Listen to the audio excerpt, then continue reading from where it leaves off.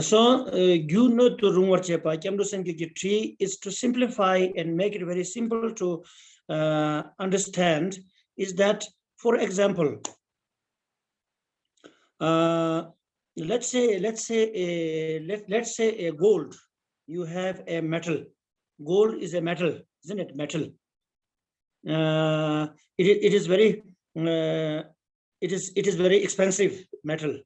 I don't know why it is expensive. This I don't have any explanations, but it's considered man-made. Human mind made it. It's very expensive metal, which is yellow, and it's a little bit rare. So that's called gold.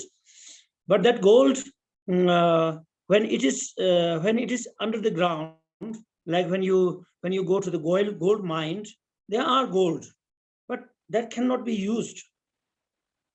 That is, there are gold. It is a gold, whether it is processed or not. It is a gold, but it cannot be utilized. So therefore, in order to make it utilize or to use in our purpose, so then you have to bring it. I don't know the process, but you have to filter it, and you have to take it out, rest of the non-gold objects, and then bring up, and then I don't know, boil, and then somehow filter it and make into 24 karat of gold. So that becomes a pure gold. But still, if it is a round gold, it cannot be used for anything. It's expensive, but it cannot be utilized. So in order to utilize, that has to be taken to a skillful person, goldsmith, or someone to use his intelligence or his knowledge to transform that as a statue, as a vase, as a necklace, as an earring, or as something, so that it is very precious. But in that precious gold, in order to make it useful, which we can utilize, and it can benefit us, isn't it? So that gold, due to our process and our intelligence, or by intelligence, we change that pure gold even more profound into useful object. So similarly, I mean, with our human mind, this profound consciousness, or the mind, or the Buddha nature, every being does have, but which is integrated with our human rebirth, and we have this intelligence. We do have intelligence, but we have the Buddha nature, but it is like the gold powder in the mine. But in order to make it useful, then we need to have kyapsudoa, means which we have to take refuge, or get touched with some intelligence, wisdom, and through that we can transform this human rebirth, which can be used not only for purpose of temporary purpose, but into a very great purpose, which can be beneficial for oneself, even more further to benefit many beings, or all mother sentient beings. So that kind of a potential is there, but we have to make it transform in that way. Therefore, it's called Gyunutu Rungwarcheba Kyapsudoa, to take refuge, in order to make it more profound. And in order to expand our capacity, is to enlarge our motivation or our concept, and not to be very narrow-minded or very short-sighted, but enlarge our way of thinking. So that is called Gyunutu Rungwarchepa, Kyapsundoa, and Semkyepa taking refuge and enlarging our concept or motivation that makes our this precious human rebirth a great rebirth. You understand? Can you understand my English? Those who understand English? Yes, Rinpoche. Yes. Yes, Rinpoche. Yes, the people in Malaysia, I know they can speak much better English than me. But in Professor Wong and some of my friends in Taiwan, of course, they can speak very good English. But in Vietnam, I don't know how many of you can speak English, or whether you are better English than me, or maybe, or I don't know if you have, if you are, my English is good enough to make you understand. Ngài có giảng cho chúng ta rằng là Ngondro thì cái việc đầu tiên đấy là chúng ta cần phải có cái sự kỷ luật, có cái thực hiện theo những cái phương pháp. Ngài có giải thích cái phương pháp ấy như sau, có nghĩa là ví dụ như là có một số cái đối tượng mà có làm sao để sử dụng cái đối tượng đó một cách đúng đắn, thì để làm sao để cái đối tượng đó nó sẽ được chuyển hóa, nó sẽ được biến đổi theo một cái cách gọi là có lợi ích, và theo một cái cách mà nó có cái mục đích tốt đẹp. Thì làm sao để biến đổi được một cái đối tượng như vậy thì thì trong Ngondro thì đầu tiên đấy là chúng ta cần phải quy y, sau đó thì chuyển hóa những cái tư tưởng của chúng ta với cái thân người của chúng ta, thì chúng ta sẽ có thể thực hiện được cái điều đó. Để mà có thể hiểu rõ được cái vấn đề này ấy, thì Ngài lấy một cái ví dụ như sau. Ví dụ như là vàng ấy. Ra nghe mất tiếng rồi.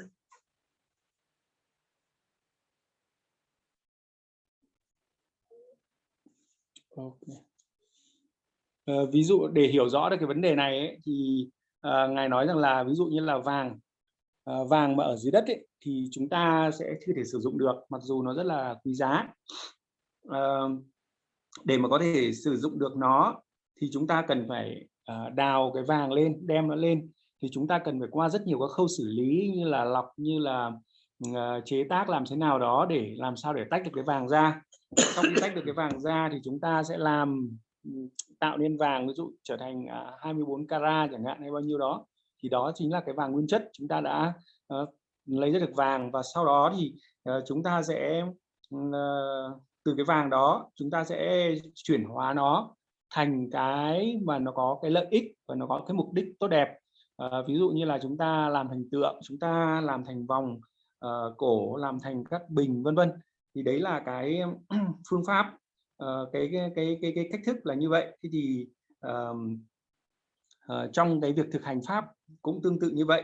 Chúng ta có Phật tính, nó giống như là vàng. Chúng ta có trí thông minh, đó là để chúng ta có thể biết cách thực hiện theo các phương pháp. Thế thì chúng ta có thể, nhưng mà hiện tại bây giờ cái Phật tính của chúng ta nó giống như là vàng ở dưới đất ấy, nó chưa thể sử dụng được. Thế thì phải thông qua đầu tiên, đấy là chúng ta cần phải quy y. Chúng ta quy y thì chúng ta sẽ được tiếp xúc với lại những cái trí tuệ giác ngộ mà Đức Phật trao truyền cho chúng ta. Sau đó thì chúng ta sẽ chuyển hóa, thay đổi cái tư tưởng của chúng ta. Đấy là cái cách thức mà thực hành Phật pháp, đấy chính là mình phải thay đổi cái cách nghĩ của mình. Theo cái hiện tại chúng ta là cái cách nghĩ của chúng ta là cái cách nghĩ ở trong luân hồi. Thế thì chúng ta phải thay đổi cái cách nghĩ của mình theo cái trí tuệ mà Đức Phật đã chỉ cho chúng ta, dựa vào cái nền tảng là chúng ta có Phật tính giống như là vàng, và dựa vào cái trí thông minh để chúng ta có thể hiểu được những điều mà Đức Phật nói. Đấy là cái trí tuệ giác ngộ. Thế thì chúng ta sẽ chuyển hóa là chúng ta thay đổi cái cách nghĩ của mình, và để mà có thể mở rộng được, tức là tận dụng được toàn bộ những cái năng lực của một cái thân người quý giá, thì chúng ta cần phải không nên có một cái tư tưởng bó hẹp trong cái bản thân chúng ta phải mở rộng cái động cơ của chúng ta. Thì lúc đó chúng ta sẽ tận dụng được toàn bộ cái thân người quý giá này, và cái việc mà chúng ta thân người để tái sinh của chúng ta nó sẽ trở nên là một thân người quý giá. Yeah, you understand? Yes. Yeah, Rinpoche. Yeah. Yeah, Rinpoche. Yes. What's her name? Thao Ni Tan. Go. How? Yes, Rinpoche. Yes. Huh? Yeah, because he's also Yeah, I know. But how do you spell her name? Thảo Nhi Trần Cao. Yeah, Thao Ni Chen Kao. How are you? You are better? Nghe hỏi Hi. bạn Cao. Dạ con vẫn ổn ạ. He's okay. You are better now She's better. than before? Nghe và hỏi là em đã khỏe hơn chưa? Chắc là Dạ em đã khỏe hơn nhiều, em ngủ được rồi. she's better. Oh, that's very good. Okay, so you know the room chepa kemdo semke ji tip. So tip means to guide. Tip means to guide, or and the one, if there's a person who is very new to some place, and then we need to have a guide, and who leads you, that is the guide. The guide, how he guides, that's in Tibetan term we call tit, to take you, to lead you. So as I told you before, in order to make utilize in a proper way, or in a larger way, or in a maximum way, to achieve that and to lead towards that is called tit. You see, Gangdo tit, Gangi tit, or there are so many things, and maybe that's too much. So anyway, so tit means that. Then after that is Galken, Digdip, Jongwarchepa, Dorjisembe Gomde. Then the second practice of Ngondro is in Galken. Galweken means, how to say? Galwa means the wrong, the obstacle. Maybe I don't know exact term of Galwa means. Galwa means something like opposite, or Galwa means. Where's this dictionary I gave you? Yeah. Anyway, Galwa means something which stops you, or which makes obstacle, or to achieve your goal. That is Galwe Ken. Ken means causes and conditions. So therefore, in order to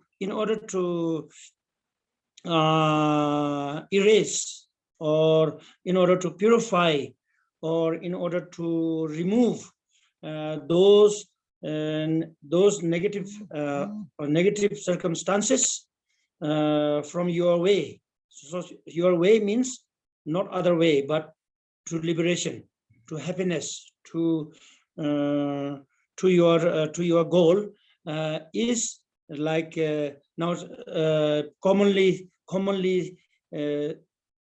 used word is like negative emotions, such as we call white poisons, and those or negative deeds through body, speech, and mind. Breaking principles, breaking how to say disciplines of Sutrayana, Mahayana, or Vajrayanas, vows or disciplines which has been broken knowingly or unknowingly in life to lifetime, those are the blockage or a obstacle for our achievement. So in order to remove that, there is a method which is called the practice of Vajrasattva. That is the second practice of Ngondro.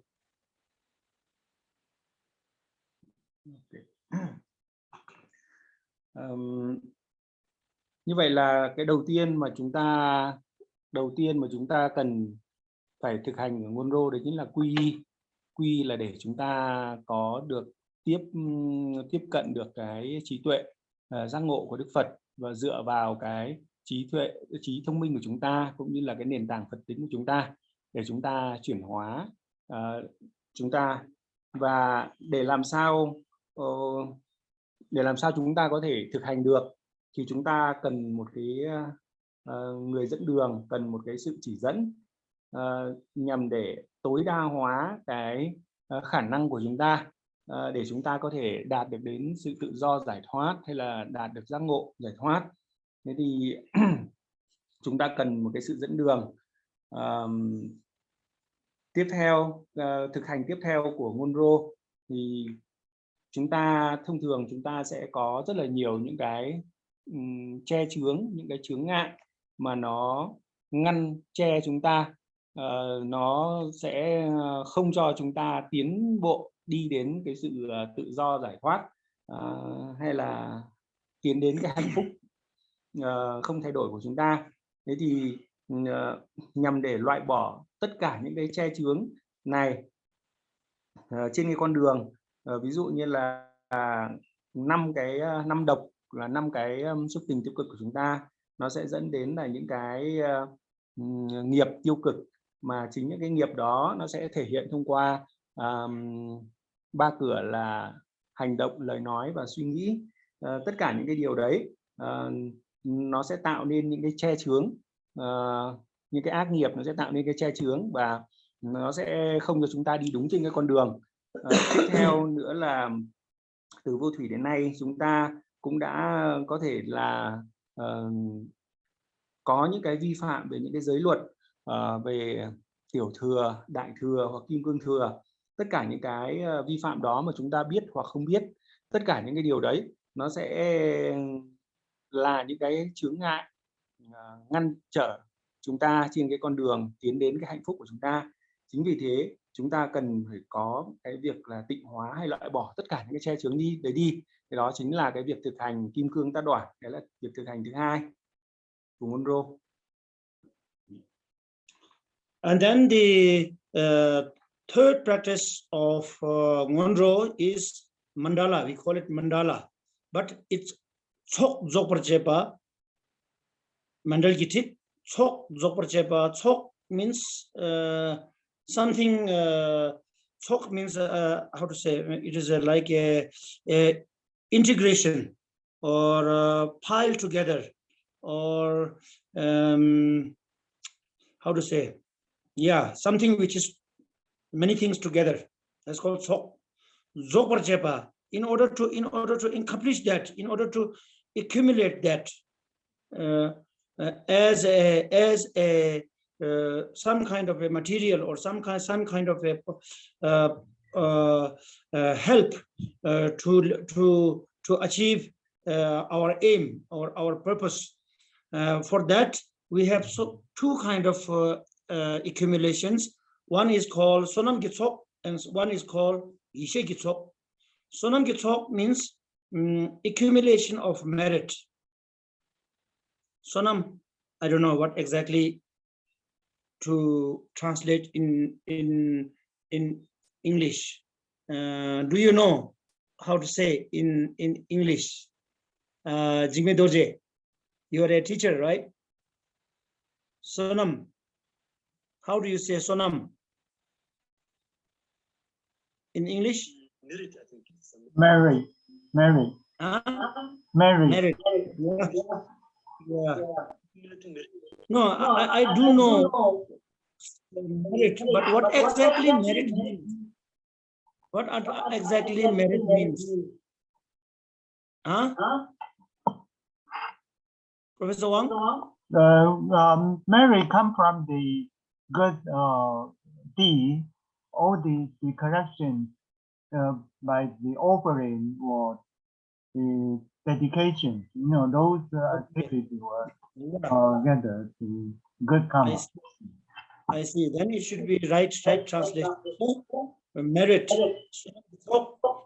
From Sonam by accumulation of merit, then what you achieve is form, manifestation, like let's say, like Chokitribeku, the profound form, like Buddha Shakyamunis, which has got different signs. So that means how many? 112 significance on his form, in his appearances. Well, what we see in a painting and statues, but I have never seen a picture of Buddha, neither I have seen Buddha, but so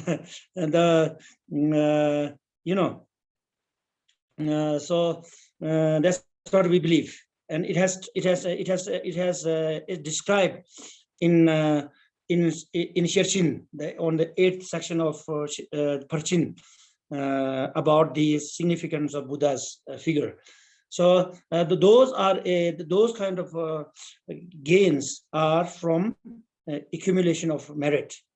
And also we can say some of us are looks ugly, some of us look beautiful, some of us looks handsome, some of us looks how to say not so handsome or ugly. Like myself, I have a flat nose and many wrinkles. Maybe I did not accumulate enough merit to be a very handsome man.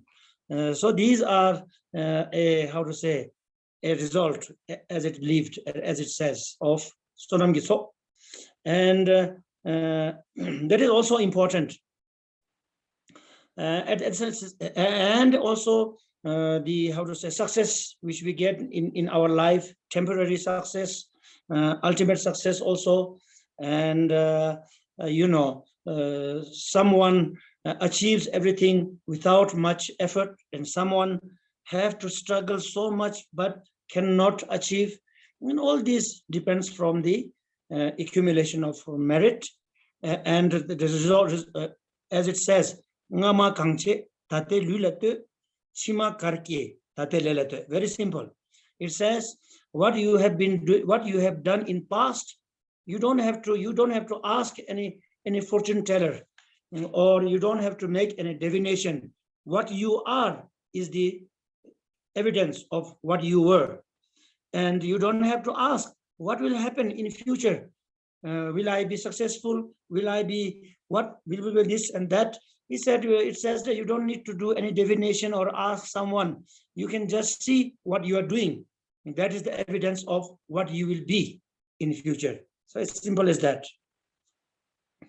Yeah. So therefore, Sonam Gyatso, if we are accumulating right merit and like Jimba, generosity and disciplining and patience and effort and meditation and these kind of things, then there are definitely there will be a greater future. And if you are not, and if you are sleeping like a cow and eating like a cow, then in your future will become not a human being but cow.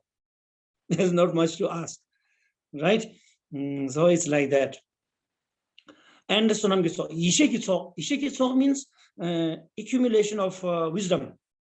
Accumulation of wisdom is mentally, it's mainly done by mind, by mentally. So I think there's two ways.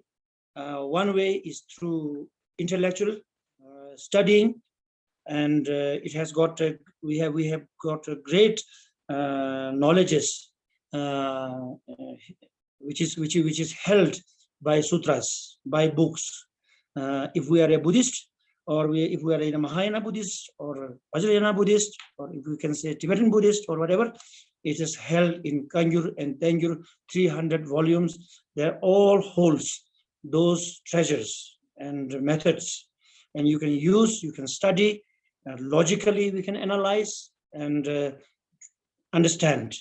And what you have understood, we meditate or practice it, and through vipassana or shamatha, which is common practice of Hinayana, Hinayana and Mahayana and Vajrayana, everyone.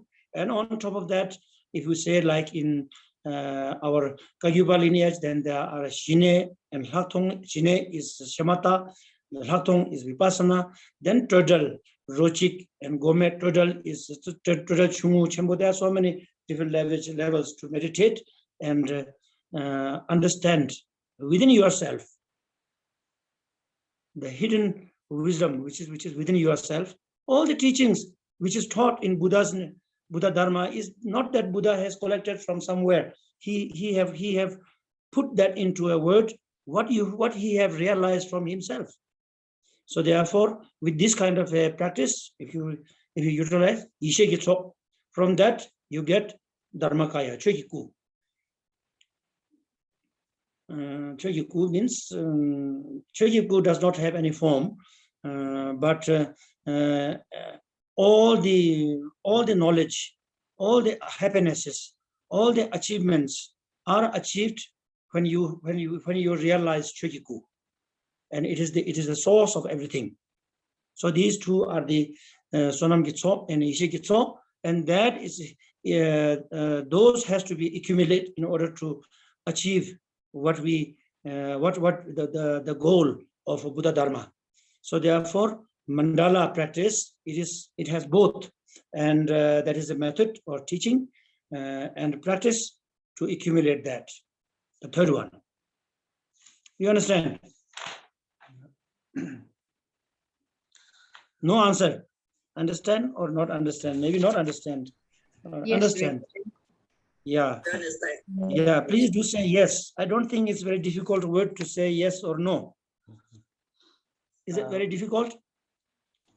No. Cái thực hành, Yeah. cái thực So hành why thứ- don't you say?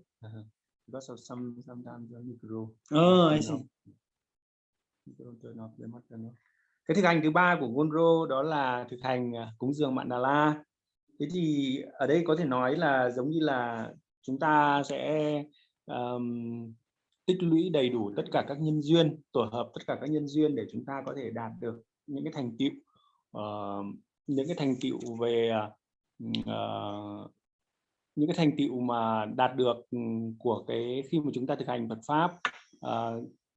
Thì những cái thành tựu mà Ngài sẽ nói như sau, tức là khi mà chúng ta tích lũy,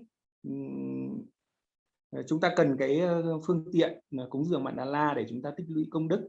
Khi mà chúng ta tích lũy công đức thì chúng ta sẽ đạt được tất cả những cái thành tựu mà nó thuộc về có hình tướng. Tức là công đức thì nó liên quan đến là có hình tướng. Có hình tướng ví dụ như là đạt được hóa thân Phật, báo thân Phật. Thế thì ví dụ như là Đức Phật Thích Ca Mâu Ni thì cái hóa thân của Ngài là 80 vẻ đẹp và bao nhiêu tùy hình đó. Thế thì tất cả những cái đấy đều là cái sự tích lũy công đức của Ngài. Hoặc là những cái người bình thường của chúng ta, khi mà chúng ta người thì đẹp trai, người thì xấu trai, người thì xinh gái, người thì xấu gái, vân vân, tất cả cái điều đó đều là từ cái công đức mà ra. Thì nếu mà chúng ta đạt được những cái vẻ đẹp thì chứng tỏ là chúng ta đã tích lũy những cái công đức, đủ công đức để nó tạo nên được cái hình tướng của chúng ta như vậy. Thì kết quả của cái việc tích lũy công đức là chúng ta sẽ đạt được hóa thân Phật và báo thân Phật. Hóa thân tức là chúng ta là những cái hình tướng mà chúng ta nhìn thấy. Tất cả những cái thành công của chúng ta trong cuộc sống, những cái thành công về gọi là những cái thành công tạm thời và những cái thành công thành tựu tối thượng hay là những cái thành tựu về tâm linh, thì tất cả những cái đó đều đến từ những cái việc là tích lũy công đức.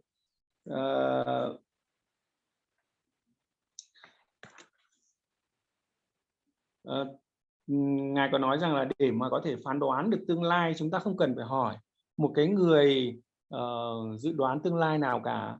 Những cái gì chúng ta đang có hiện tại, như là hình tướng của chúng ta, như là tất cả những cái thành công, những cái thất bại, tất cả những cái hạnh phúc hay những cái đau khổ, tất cả những cái điều đó đều là những cái bằng chứng để nói lên rằng đó là cái kết quả mà chúng ta đã tích lũy từ quá khứ.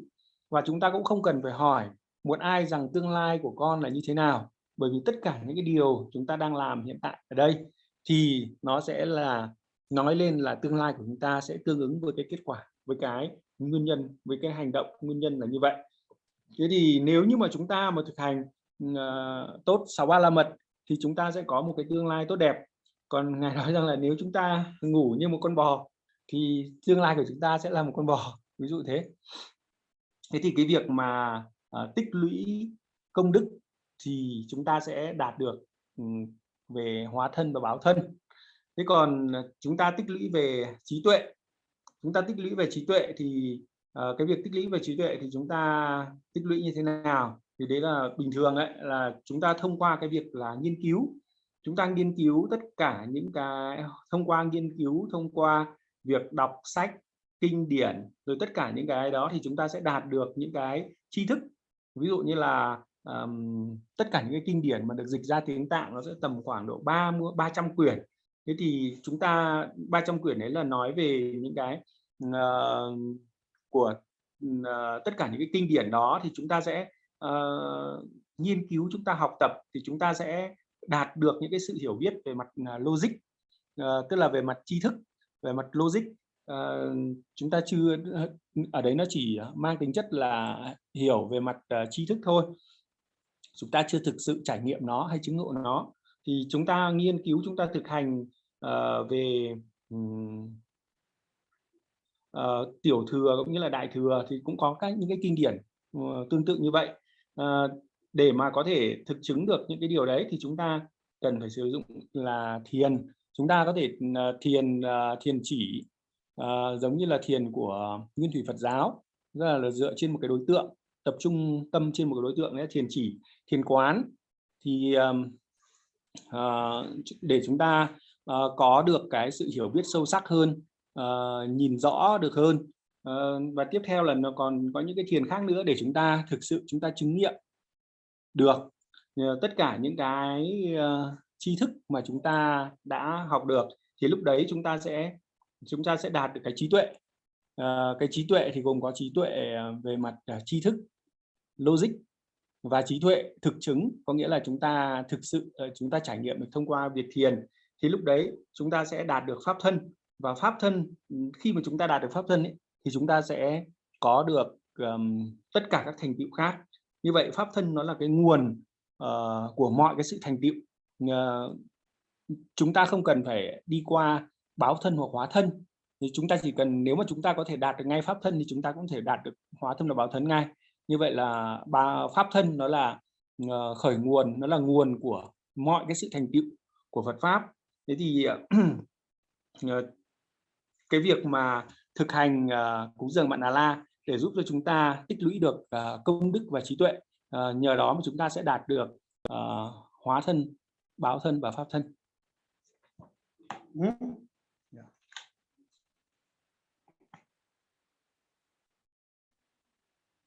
Hóa thân, báo thân.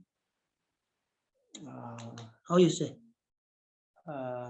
Hóa thân. Hóa thân. Then Báo thân. báo thân. Sambhogakaya. Yeah, I know. How hóa thân, báo thân. Pháp thân. Pháp thân. Dhammakaya. Yeah. Oh, it seems like Chinese, right? Professor Wang. Hóa thân, báo thân, what? Sun and sun is. Yes, that's a Sri Kaya. Yeah.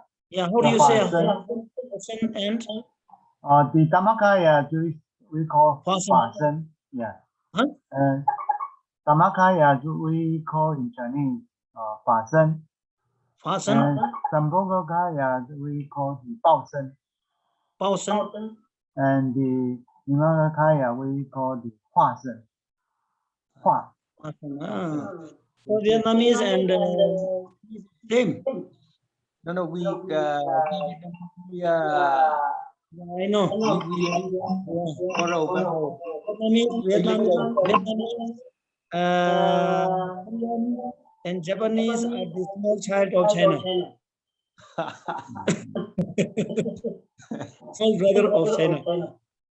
Yes, yes.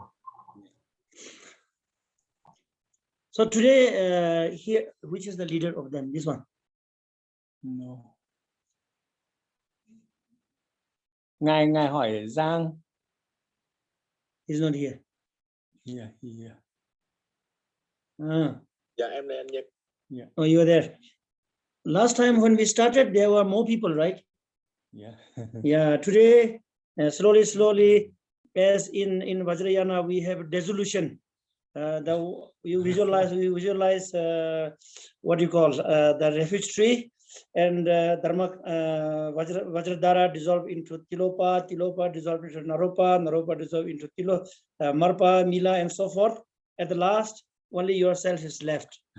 So therefore, I think now starting to dissolute in one into another, and today is maybe 30 people or something. 50 people. 50 people, I see. Yeah, and Yeah. 30 people. Yeah, you tell them. Ngài bảo rằng là lúc đầu ấy thì buổi đầu tiên thì có rất là nhiều người, và dần dần thì nó ít dần thì Ngài nói rằng là nó giống như là chúng ta thực hành Kim Cương Thừa.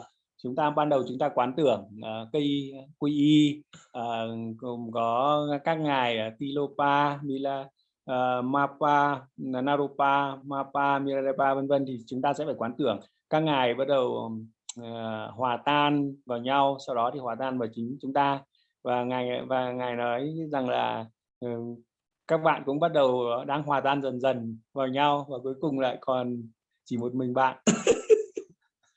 Yeah, I think when it comes to prostration, there will be 2 or 3 left. Ngài nói là có khi là khi mà chúng ta đến cái phần lễ lạy thì chắc là hòa tan lại chỉ còn khoảng độ vài ba người. Yeah. Maybe if there is a Zambala teaching, maybe it will increase, manifest more. Ngài bảo là nếu mà cái sự giảng dạy mà về Hoàng Tài Bảo Thiên có lẽ là sẽ nhiều người hơn. You know, Professor Wang, you remember in Taiwan, I was told that there was one now he has passed away. Very sadly, he has passed away. He was a very great realized being. Like I believe I got the opportunity to meet him and invite him here in Manali. He's from Zongsa Institute in Bir, Zongsa Institute, and he was the one who built. It was Kempo. It doesn't come in my mind. So he was a very great, and he was also teacher to Dalai Lama also. So he was building. He was trying to build this Zongsa Institute. It's a very big institute, and then in order to raise fund, he has gone to Taiwan, and he was really true, very great, honest, and very straightforward master. So he thought to benefit others, instead of giving initiations and empowerments and things like that, he gave teaching of Bodhisattva Charayatra Avatara, Chanchu Sembeche Palajugba. And this the Shanti Devas, Bodhisattvas way of life. So it's a very, very profound and very, very great teaching. How do you say in Chinese that one? Professor Wang? Kamakachi. No. Sacha. Oh, Sacha. Yeah, Kempo. I forgot his name in my mind. It happened like this. He's the one who built Zongsa Institute here in Bir, near to our place. Zongsa now is Zongsa place. Kempo Kunga Wangchu. Kunga Wangchu. Yes. And then I heard that when he gave when he started the teaching, there was maybe, I don't know, 60, 70 people or 100 people came to listen. And then when he continued, then it went less and less and less. At the end, there were 3 or 4 people only. How shameful. You know, how shameful it is. Instead of that person like me, compared to Kempo Kunga, I am like his small part of his seat. But if I give an initiative, at least there will be 100 or 200 people. But Kunga Wangchu was giving such a profound teaching, Bodhisattva's way of life. And there was 50 or 60 people, and at the end there was 2 or 3 only. And he was very disappointed, I heard. And then at the end, Dalai Lama visited Taiwan, and there was a great teaching. I don't know what, initiation or something.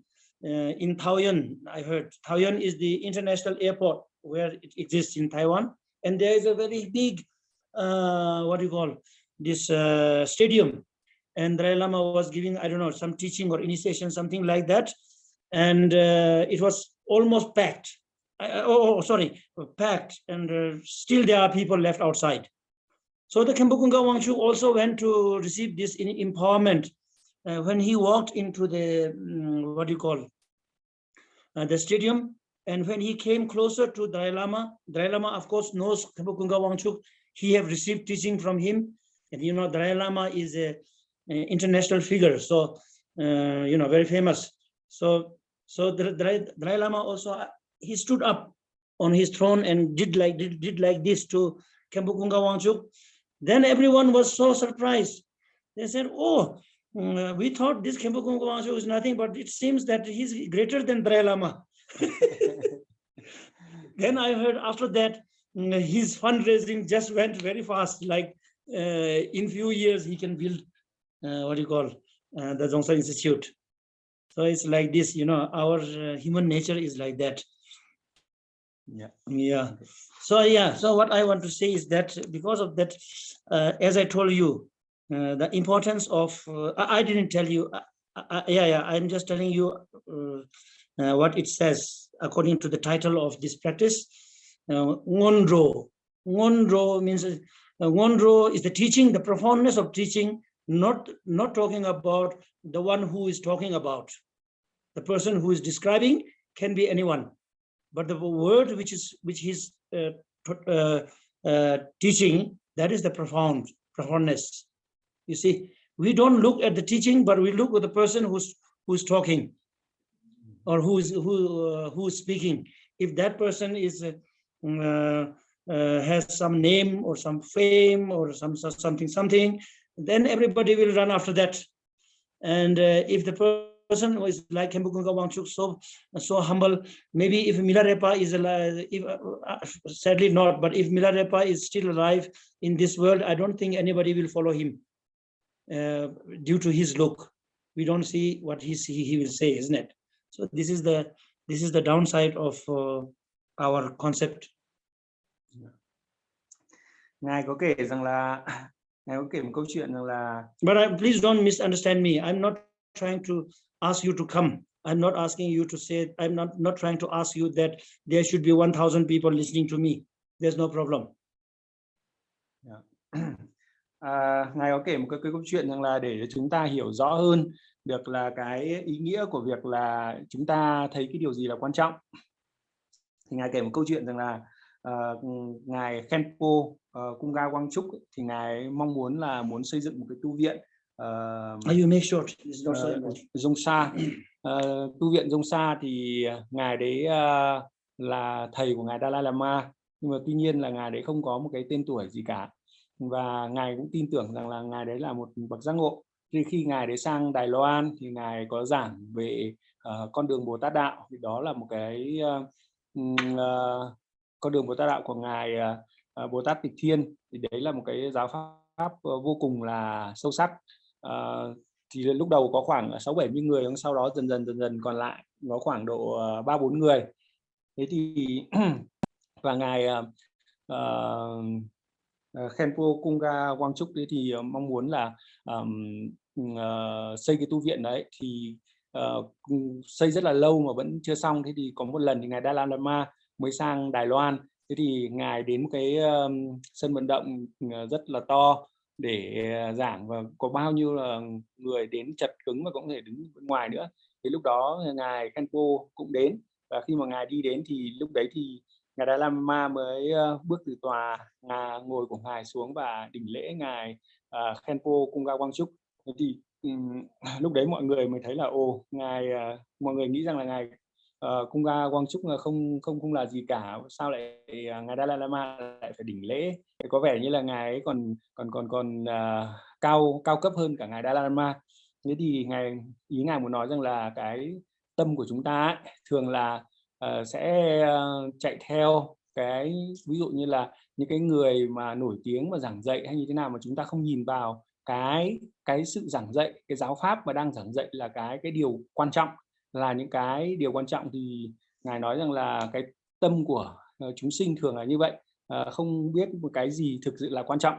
Cái quan trọng ngài bảo là chúng ta không nên hiểu nhầm rằng là ví dụ như là ngài mong muốn tất cả mọi người có nhiều người để nghe giảng, không phải như vậy, mà ngài mong muốn chúng ta hiểu được rằng cái giáo pháp, cái gì là quan trọng. Giáo pháp là quan trọng chứ không phải cái người.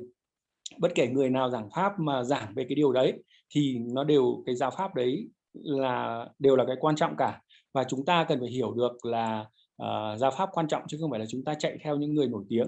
Thì cái điều đấy là cái mà chúng ta cần phải nhận thức. Và ví dụ như là Ngondro thì đây là một cái thực hành vô cùng là sâu sắc, ban đầu tiên để bước đi trên cái con đường giác ngộ giải thoát. Nếu chúng ta muốn giác ngộ giải thoát thì chúng ta bắt buộc chúng ta phải đi qua cái cánh cửa này, không có cách nào cả. Thì chúng ta phải hiểu được cái tầm quan trọng nó là như thế nào. Yeah, like that. You know, that it's very true. Like Guru Rinpoche Padma Sambhava, you know, Guru Rinpoche Padma Sambhava, Lewan Sintasin. In Chinese, we call Lewan Sintasin, and in Vietnamese, what do you call? You don't have Guru Rinpoche. Lewan Sin, yeah, same. So Guru Rinpoche has in his prophecy, it says that in the dark age or Kali Yuga, well, we can't say dark age. It's just a word. Dark age means age is same. Since Buddha was there, in summer was hot, winter was cold, always same like that. But dark age means the people's attitude has been changed in this age. He says Sokpo. Sokpo means what do you call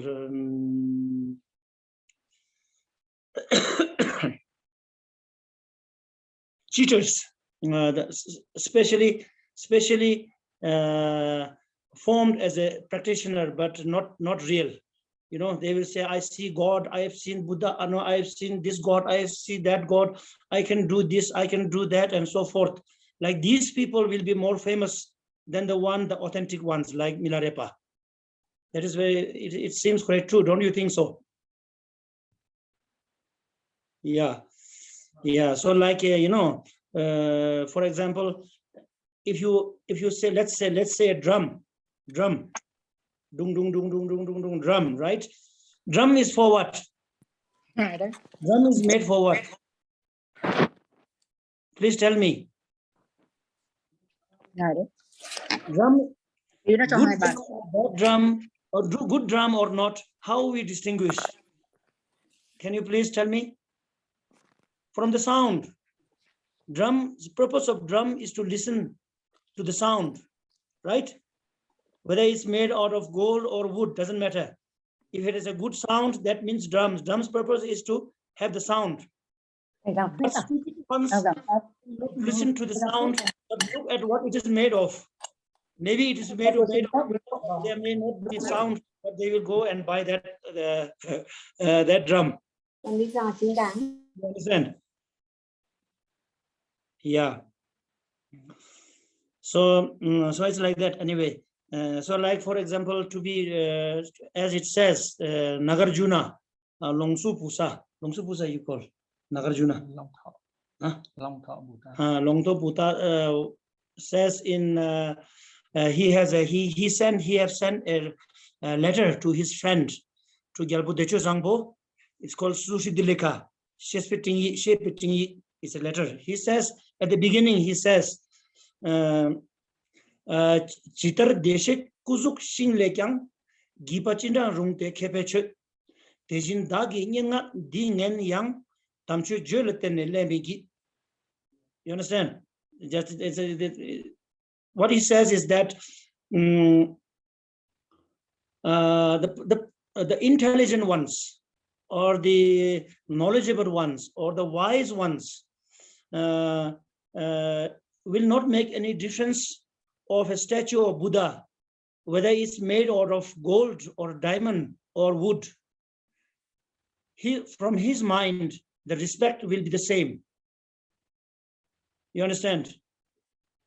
Person like me, I will respect the diamond Buddha more than the wooden Buddha, I suppose. What about you? Huh? I think if you have a diamond Buddha, you will put in and lock with key and take very good care. And if it is made out of a wood, then you will just put over there. It doesn't make much difference to you. So you are not respecting the statue of, but you are respecting what it is made of. Therefore he said, he says, my words may not be beautiful with disguised in poet, but the meaning of my words is truly related to Buddha's teaching. So therefore, king, you are very wise, but you should not listen to the how to say, the words, the beautiful words, but please focus on the meaning. You understand what I'm trying to say? Yes, Rinpoche. Yeah. Yes. So it's like that, you know. Yeah. Anyway, so profoundness of the Dharma is doesn't matter how beautifully it has put, but if the meaning is there, that is more important. And statue of Buddha should not distinguish what it is made of, but what statue of it, that is more important, according to Nagarjuna. Ngài có kể với chúng ta một cái câu chuyện ví dụ như về cái trống. Cái trống thì mục đích của cái trống là để chúng ta nghe về cái âm thanh. Như vậy âm thanh hay hay là tốt, hay hay dở như nào đấy thì mình nói lên là cái trống mới là tốt. Thế thì Ngài nói rằng là cái người thông minh thì sẽ là phải chọn cái trống mà có cái âm thanh tốt, chứ không phải là chọn cái trống mà nó được làm bằng cái vật liệu gì quý giá, không phải như vậy. Ngài Bồ Tát Long Thọ có viết một cái bức thư cho một người bạn của mình là một vị vua. Thì Ngài mới nói là những cái Ngài có lấy một cái ví dụ như là những người thông minh ấy, thì chúng ta ví dụ như là cái bức tượng của Phật thì nó sẽ có thể làm bằng kim cương, làm bằng vàng, làm bằng gỗ, vân vân. Thế thì có thể là với chúng ta, Ngài nói là với chúng ta thì có khi là chúng ta sẽ vô cùng là trân quý và tôn trọng cái bức tượng, ví dụ như làm bằng vàng hoặc là bằng kim cương, và chúng ta để một cái nơi nó rất là tôn nghiêm. Thế nhưng mà có khi là cái tượng bằng gỗ thì có khi lại chúng ta lại để cái nơi mà nó không được tôn nghiêm, ví dụ như thế. Tức là chúng ta hoàn toàn là chúng ta không hiểu về cái ý nghĩa của tượng Phật như thế nào. Thì cái Ngài nói là nếu mà người thông minh ấy, cái người Bồ Tát Long Thọ có nói ở đây thì tức là cái người đấy tôn trọng cũng như là trân quý cái bức tượng Phật, cho dù nó làm bằng bất cứ cái gì, mà cái người đó là hiểu được cái ý nghĩa của bức tượng Phật là gì, và hiểu được cái sự ý nghĩa của cái bức tượng Phật đại diện cho cái gì, và người đó tôn trọng cái điều đấy, không phải là tôn trọng cái bức tượng này làm bằng cái gì. Thế thì Bồ Tát Long Thọ có viết một cái bức thư cho một người bạn là vị vua, thì có nói rằng là Ngài là một vị vua thì Ngài không nên để ý đến những cái câu từ trong cái bức thư này nó hay như là một bài thơ hay như thế nào đó, mà Ngài nên quan tâm đến cái ý nghĩa thực sự của cái câu từ này. Nó là những cái ngôn từ của giáo pháp của Đức Phật. Tất cả những cái điều này đều là những cái điều mà giáo pháp của Đức Phật. Thì cái mà Ngài phải quan tâm ấy là cái ý nghĩa của cái ngôn từ đó, chứ không phải là cái ngôn từ đó được nói theo một cái cách diễn tả theo một cái cách hay ho hay như thế nào đấy. Thế thì ý của Ngài rằng là chúng ta cần phải biết được rằng là chúng ta cần phải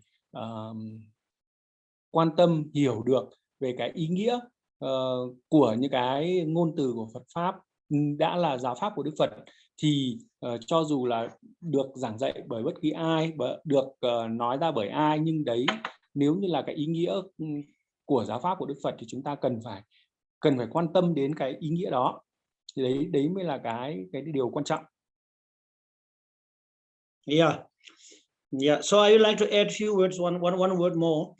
Please don't misunderstand. I'm not saying that you are all stupid as myself, but it also says, the Nagarjuna has said that Tuba Chembeka Ningen Gushik Kiki Tuksuta Yang Chumeki Dotal Leg Gunde Oeki ni Chekarangi Duchi Migila.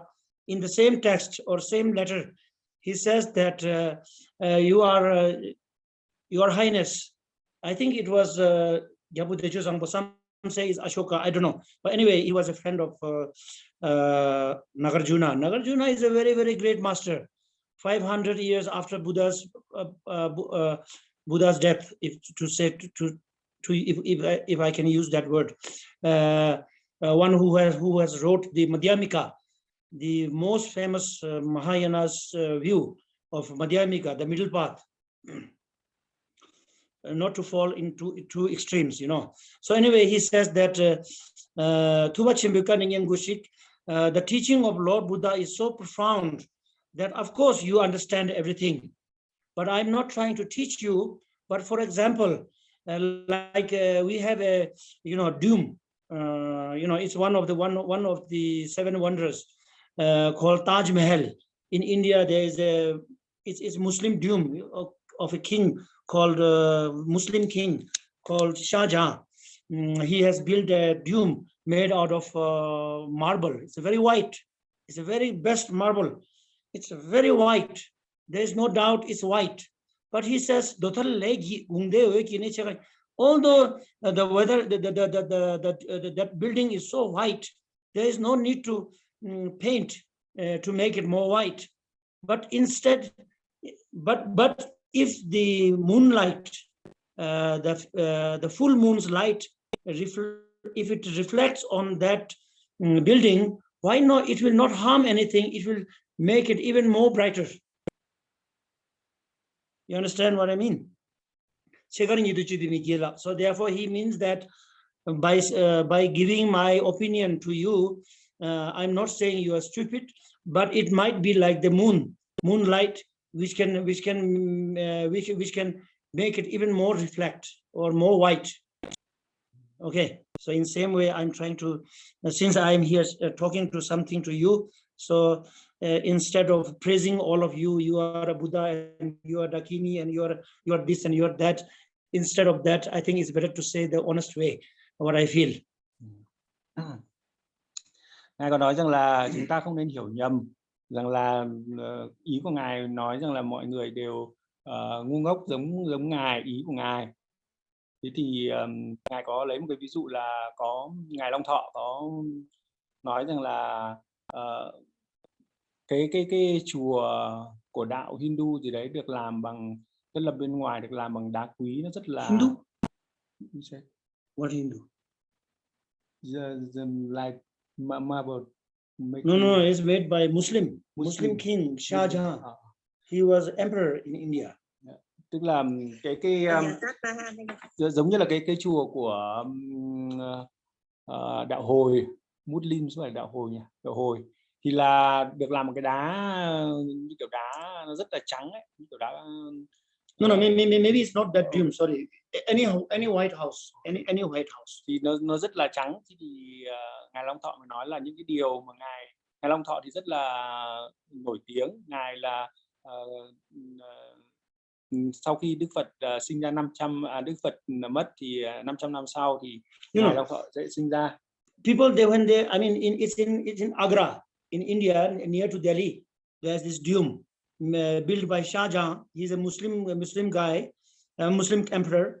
I don't know he's a wise or stupid, I don't know, but he made this for to bury his wife. His wife was Mumtaz. She was very attractive, I think. So he made this dome for to bury her, and he said, when I die, you please put my body next to her dome. And then the artist who made that Taj Mahal, and he thought if he wants only him, only he can do that. So he cut the both hand of that artist. Yeah, so I don't know he's a wise or stupid, this I don't know, but yes, that Taj Mahal is one of the 7 wonders, and people it's beautiful. Yes, I've been there, but they say that in the full moon's day, if you go, it looks even more beautiful. Yeah. So it means it's because of the light of the moonlight. Thì Ngài Long Thọ là cái người mà viết ra cái bộ luận về con đường trung đạo, tức là không rơi vào hai cái biên kiến, thì đấy là cái bộ luận nổi tiếng nhất. Ngài Long Thọ là về Đại Thừa. Thế thì Ngài mới nói rằng tất cả những cái điều mà Ngài Long Thọ mà viết ra không, ví dụ nó giống như là cái ngôi mộ đấy là màu trắng rồi, thì giống như là tức là ai cũng tin tưởng đấy là màu trắng rồi, không cần phải bôi quét lên cái gì nữa là màu trắng. Nhưng mà trong cái đêm trăng rằm ấy, thì cái ánh trăng ấy khi mà nó phản chiếu vào ấy thì nó sẽ làm cho cái màu trắng đấy nó trở nên lung linh hơn. Thế thì những cái điều mà Ngài Long Thọ muốn nói thì nó sẽ giống như vậy, nó không phải là tức là những cái điều của Ngài Long Thọ muốn nói thì nó sẽ là giống như là cái ánh trăng nó chiếu lên cái ngôi mộ màu trắng đấy và nó sẽ lung linh hơn. Thế thì Ngài cũng nói rằng là tương tự như vậy, những cái điều mà Ngài muốn nói ở đây không phải là Ngài muốn nói một cách rất là những cái ngôn từ nó rất là thẳng thắn, rằng là những cái điều của Ngài thì không có nghĩa rằng là những cái điều mà đến Ngài nói rất là thẳng thắn và từ những cái câu của giáo pháp, lời của giáo pháp, thì khi mà chúng ta nghe những cái lời đấy thì chúng ta cũng sẽ trở nên tốt đẹp hơn, lung linh hơn, giống như là cái ánh trăng nó chiếu vào cái màu trắng kia. Thì ý của Ngài nói là như vậy. Còn thay vì là chúng ta hiểu rằng là những cái ví dụ như là chúng ta là Dakini, hay chúng ta là Daka, hay chúng ta là cái gì thì những cái điều đấy tốt nhất là Ngài nên nói thật về những cái gì mà chúng ta đang làm. Yeah. Okay. So then the fourth one is called the practice of Ngondro. The fourth one is considered as the most important. So that is called Chinlap Juparchepa, Chinlap Juparchepa, Lamena Jurgitit. Chinlap Juparchepa, Chinlap means blessing. And Juparchepa means to receive or to nourish your body, speech, and mind by the blessing. Chinlap Juparchepa, Lamena Jurgitit, Guru Yoga, practice of Guru. Cái phần thứ tư của cái Ngondro thì tức là thực hành về Guru Yoga. Thì phần Guru Yoga này thì là cái phần mà giúp cho chúng ta kết nối, nhận được toàn bộ cái năng lực gia trì, cũng như là thực hành cái phần Guru Yoga. So Chinlap Juparchepa means, Chinlap means what? Blessing. So how do you consider the blessing as? Blessing means what? Phần Guru Yoga này thì là chủ yếu là về cái phần gọi là đầu tiên ấy, thì là mang đến cái năng lực gia trì. Thế thì Ngài mới hỏi rằng là năng lực chúng ta hiểu thế nào về năng lực gia trì? Yeah. So what I understand, Chinlap means the blessing. It doesn't mean that you beg to someone and someone can give you a blessing. I don't think it's like that. If it is like that, it will be very easy. And then maybe, may I use that word called corruption? If you make someone happy, then that will give you, one will give you a blessing. If you don't make your guru happy, then he or she may not give you blessing, and it will be a little bit corrupted, or you will make the guru corrupted, or I feel something like that. So therefore, I believe that blessing means through effort, with true trust or devotion, by knowing if it's possible. Unknowingly or blind faith is something secondary, but by knowing it, by understanding the importance of guru, external guru, internal guru, ultimately the sacred guru, very internal guru. So blessing means that we receive the teachings or the techniques or the method from the external guru, or guru in form of a human being or as a teacher, and through his words. And the guru also have a guru. Without lama mebe kongro na sangye chewe tsayame kalbatong ki sangye kyan lama dala tene chung. It says that without a guru there will be no Buddha. All the 1,000 Buddhas who has liberated due to a Buddha or a teacher, lama dana tene chung. In Lamanga Chupa it says like this. So therefore, of course, we need to depend on a teacher, like profound teacher, with all the how to say, the qualities of the teacher. And with this kind of a teacher, you receive the teachings, unbroken lineage to yourself, and then you implement that, and then through that you awaken or you destroy the blockage, the darkness of doubts and misunderstandings and so forth. And through that you awaken your wisdom. And then when you awaken your wisdom, you realize something. Like, for example, we go to kindergarten school, 1 + 1 is how much? 1 + 1 is 2. It's so difficult to know why 1 + 1 is 2 and 2 + 2 is 4 and so forth. And slowly you understand, and that kind of ignored mind opens, and slowly you understand 4 + 4 is 2 + 2 is 4, right? If there is 2 + 2% here, 2 + there, then there is a 4%, and so forth. Like that, you open your mind. That is kind of a blessing. And similarly, the ignorant which we have in our mind, that slowly it will come. So ignorant which we have, and we think something unimportant, we make it so important and run after that, and how to say, spoil or waste all these precious times and that kind of things simply at this moment.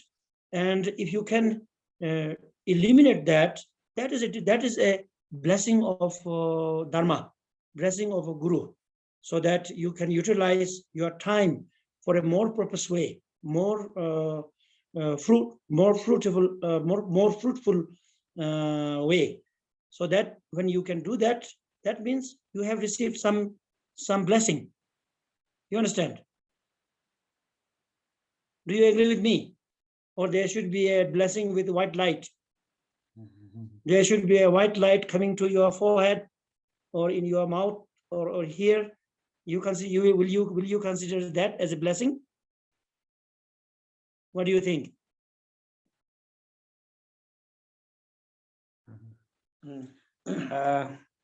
Ngài có nói rằng là cái phần thực hành Guru Yoga này là cái phần để đón nhận cái năng lượng gia trì. Cái năng lực gia trì này thì chúng ta hiểu thế nào về năng lực gia trì? nếu mà năng lực gia trì mà chúng ta cầu nguyện đến ai đó và người đó vỗ vào đầu chúng ta, gia trì chúng ta, hay là chúng ta cái điều đó như thế thì nó quá là dễ dàng. Hoặc là chúng ta cầu nguyện đến một ai đó làm cho cái người đó gọi là hài lòng, thì cái lúc đấy thì chúng ta sẽ đón nhận được cái sự gia trì. Ngài nói rằng là nếu mà như vậy thì không biết là có đón nhận được năng lực gia trì hay không, hoặc là đệ tử làm hư hỏng bậc thầy, hoặc bậc thầy làm hư hỏng đệ tử. Ngài nói rằng là gia trì không phải như vậy. Đối với Ngài, sự gia trì đó là khi mà chúng ta dùng hết cái nỗ lực của mình với một cái động cơ có được cái sự hiểu biết đúng đắn. Hiểu biết đúng đắn ở đây không phải là với cái cách mà để chúng ta tin một cách mù quáng, mà khi mà chúng ta dùng những cái nỗ lực của mình với cái sự hiểu biết đúng đắn, thì chúng ta sẽ hiểu như là bậc thầy thì có bậc thầy bên ngoài, bậc thầy bên trong và bậc thầy bí mật. Trong kinh điển cũng đã nói rằng tất cả Đức Phật đều được đều trở thành Phật nhờ có bậc thầy của các ngài. Nếu mà không có thượng sư, không có bậc thầy thì sẽ không có Đức Phật nào cả. Thế thì như vậy là ở bên ngoài thì chúng ta cần dựa vào bậc thầy, cần dựa vào cái người giáo viên, người giảng dạy có đủ phẩm hạnh, đủ phẩm chất. Và chúng ta cần phải đi theo một cái dòng truyền thừa mà không có cái sự gián đoạn, để chúng ta nhận cái giáo pháp từ bậc thầy bên ngoài thì sẽ giúp cho chúng ta hiểu được như thế nào, và chúng ta cứ thực hành dùng tất cả cái nỗ lực của mình cũng như là cái sự hiểu biết của mình đi theo một cái con đường đúng đắn.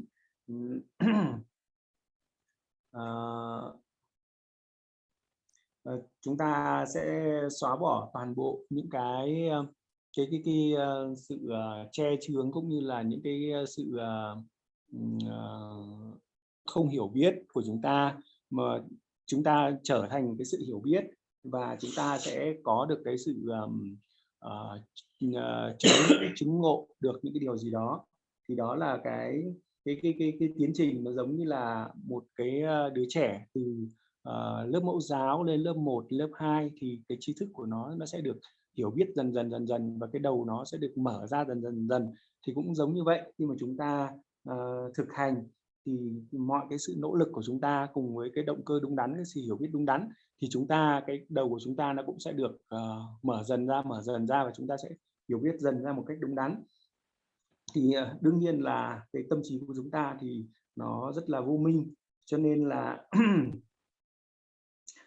chúng ta sẽ ví dụ những cái điều mà nó không quan trọng nhưng lại chúng ta lại cho nó là rất quan trọng, và vì chúng ta cho nó là quan trọng cho nên là chúng ta luôn luôn chạy theo đằng sau nó. Thế thì nhằm để hoàn toàn sử dụng được và như vậy thì chúng ta sẽ lãng phí thời gian, và nhằm để sử dụng thời gian của chúng ta một cách hiệu quả nhất, đúng đắn nhất, thì chúng ta biết được cái điều gì là cái điều quan trọng và cái điều đúng đắn, điều nên làm, và chúng ta sử dụng thời gian của chúng ta cho những cái điều đấy để cho chúng ta có được những cái thành quả nó tốt đẹp hơn. Thì theo Ngài đó chính là cái cách mà chúng ta nhận được cái sự gia trì. Sự gia trì nó là như vậy, không phải là sự gia trì có nghĩa là chúng ta có nhìn thấy ánh sáng màu trắng hay ánh sáng màu vàng, hay chúng ta nhìn thấy Phật vân vân. Tất cả những cái điều đấy nó không theo Ngài, không phải là như vậy. Yeah. So in this, when we say Lamen in Tibetan term, Lame Naljor. Naljor, Nal means absolute. Nal means primordial. Nal means how to say, the fundamental nature. Nal. Njor means achieve or to have that wealth. Njorpa is wealth. So have that with yourself. Naljor, you understand? Nalmenjorpa. What you have lost or what is hidden, you achieve again. You have again. That is Nalmenjorpa. You understand? So I think if we consider the blessing which I have told you earlier, if you consider that as a blessing, of course you have to practice, you have to implement in your life, or in your especially in daily life, not only for few hours but in daily life. Then it's 100% sure that you will realize the blessing increasing and how to say, changes in your life, and changes in your concept, and changes in your thoughts. That is for sure. Otherwise, if you consider the blessing as some kind of a light, or blessing in dream, some Buddhas coming in your dream, or some Dakinis coming in your dream, and something, if you consider that as a blessing, and then even if you dream, I'm afraid it may not change much, or it may not change. So therefore, I think from my own understanding, we should consider that as a blessing, which we can really feel and experience the power of blessing.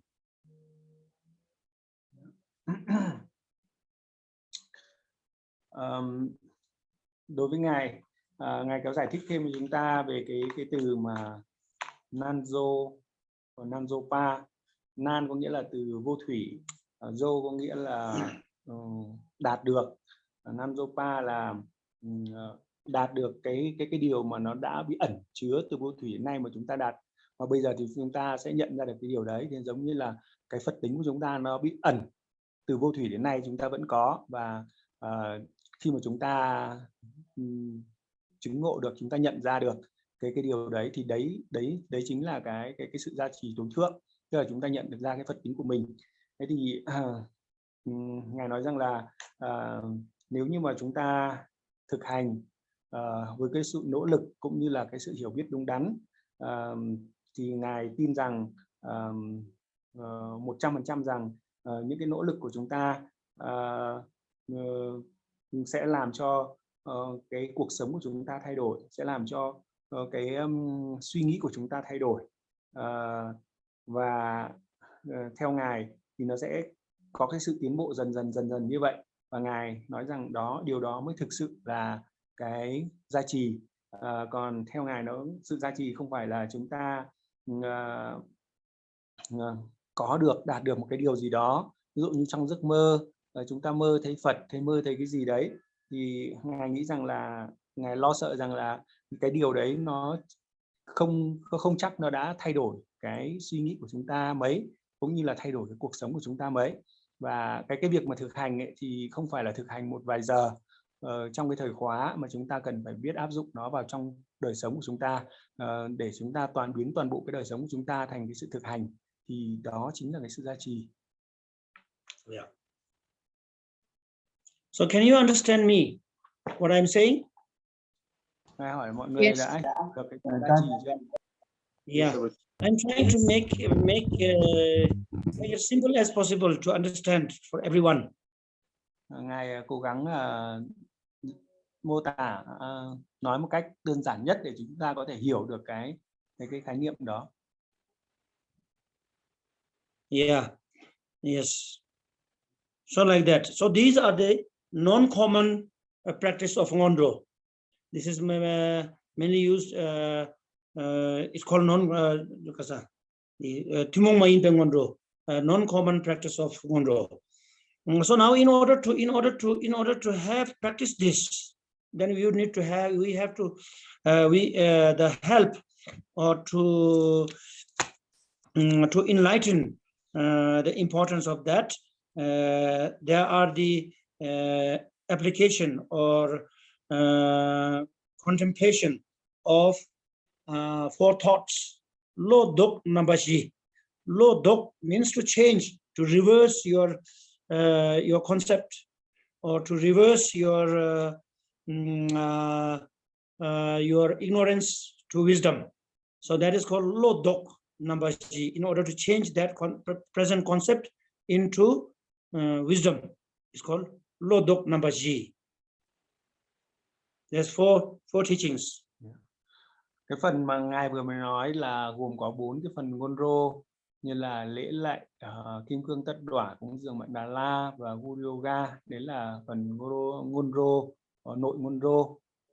Thế còn ngoại Ngondro đó chính là để mà có thể hiểu được, để có được một cái động cơ đúng đắn để có thể thực hành được cái nội Ngondro ấy, thì chúng ta cần phải có cái sự quán chiếu về ngoại Ngondro. Ngoại Ngondro nó giống như là giúp cho chúng ta xoay tâm lại với cái luân hồi, và chúng ta có được một cái nhìn mà nó có cái sự trí tuệ hiểu biết về cái sự thật của luân hồi là như thế nào. Thế chứ là khi mà chúng ta có được cái sự quán chiếu về tứ niệm pháp thì chúng ta sẽ có được cái tâm xả ly, xoay lưng lại với luân hồi, để cho chúng ta có được một cái động cơ mạnh mẽ để chúng ta có thể thực hành được cái nội Ngondro. You understand? So you want me to continue, or is kind of boring now? Getting more boring. Getting boring, then we can leave this for next Sunday. If you are falling into half sleep, then you remember at the first day I told you, then it may be like pots upside down. Then my effort will be kind of useless. Ngài hỏi là chúng ta có muốn tiếp tục, or your effort will be kind of useless. Ngài hỏi là chúng ta có muốn tiếp tục nữa, hay là muốn để sang tuần sau, chúng ta mệt mỏi rồi, hay là chúng ta cảm thấy là như kiểu là vừa nghe vừa cảm thấy buồn ngủ, thì chúng ta có thể để sang tuần sau. Ngài nói là nó cũng giống như là đợt trước mà Ngài có nói về cái việc mà những cái thái độ đúng đắn khi mà chúng ta nghe giảng pháp đấy, giống như là cái cốc nó ngược, thì mọi cái nỗ lực của Ngài nó cũng sẽ không có ý nghĩa gì. Yeah, that really happens. Ngài mệt thôi chú Giang ơi, nếu Ngài dạy tốt quá, xin Ngài dạy tiếp, sợ nếu Ngài không mệt. She said if you are not tired and you can continue. No, I'm not tired. But I don't know. Yes, I will be tired, but of course I will be tired. But my tiredness should be some beneficial there. Otherwise, my tiring will be.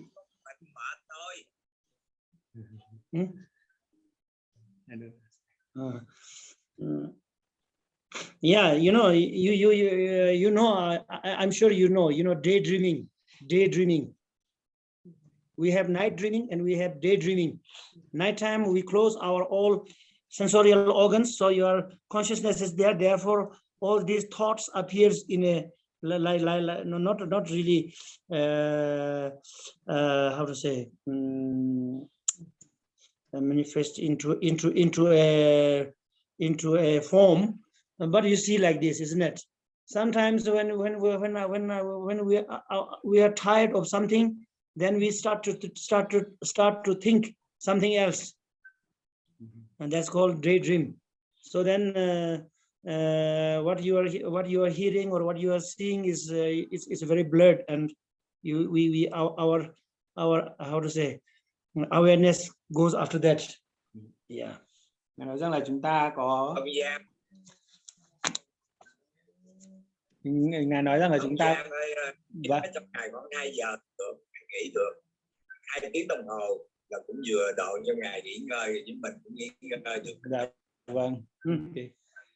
He said it's already 2 hours. So we go, I see already 2 hours. So it shouldn't be more than 2 hours. Yeah. Okay. Ngài có nói rằng là về mơ thì Ngài nói rằng có mơ ban ngày và mơ ban đêm.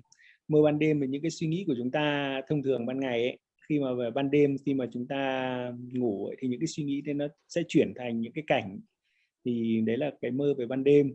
Còn mơ ban ngày thì khi mà những cái suy nghĩ của chúng ta, khi mà chúng ta không có được cái sự tỉnh thức ấy, thì lúc đấy thì bắt đầu cái tâm của chúng ta nó sẽ bắt đầu chạy theo rất là nhiều những cái suy nghĩ khác nhau, và lúc đấy thì mọi cái sự tỉnh thức của chúng ta hay là cái sự chú ý của chúng ta nó sẽ là lờ mờ. Who is the one who said that? I don't know. I see. So I will say the first one. Okay, the precious human rebirth. So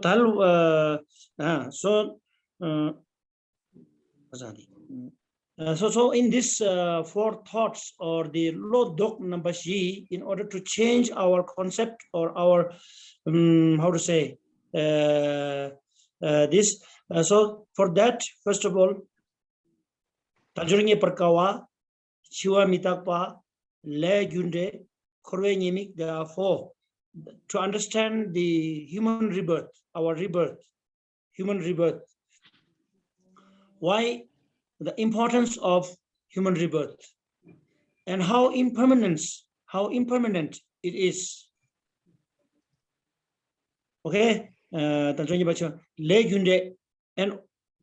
it is so impermanent, but the things has to be come.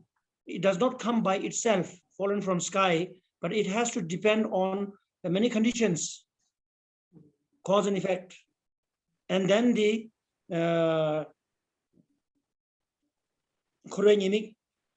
fault or the negativity of the samsara or the cyclic existence. So these four, if we really, it's not a story. It's not a story, it's a fact. What we are understanding is eluded.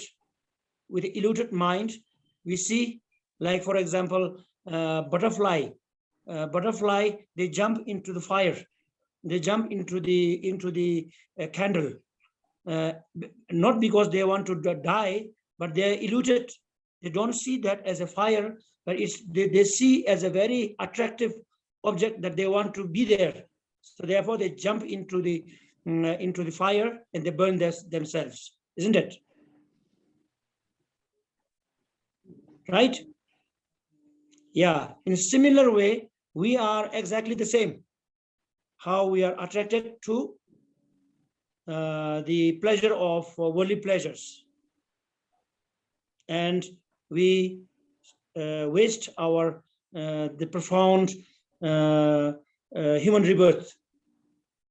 So therefore, we have to know, we should know this precious human rebirth has how much of capacity, how much of ability, isn't it? Like in scientifically also they say, they don't say about human rebirth, but they say about human brain. The part of the brain which we use is only a small part which we know how to use, and the rest of it is wasted, isn't it? Do you know that? Right, Professor Wang? Yes. Yeah. Yeah. So Buddha's wisdom is very, very, how to say, profound. So therefore, Talwa means we have got this precious human rebirth. Therefore, we are free. Therefore, we are free from many, how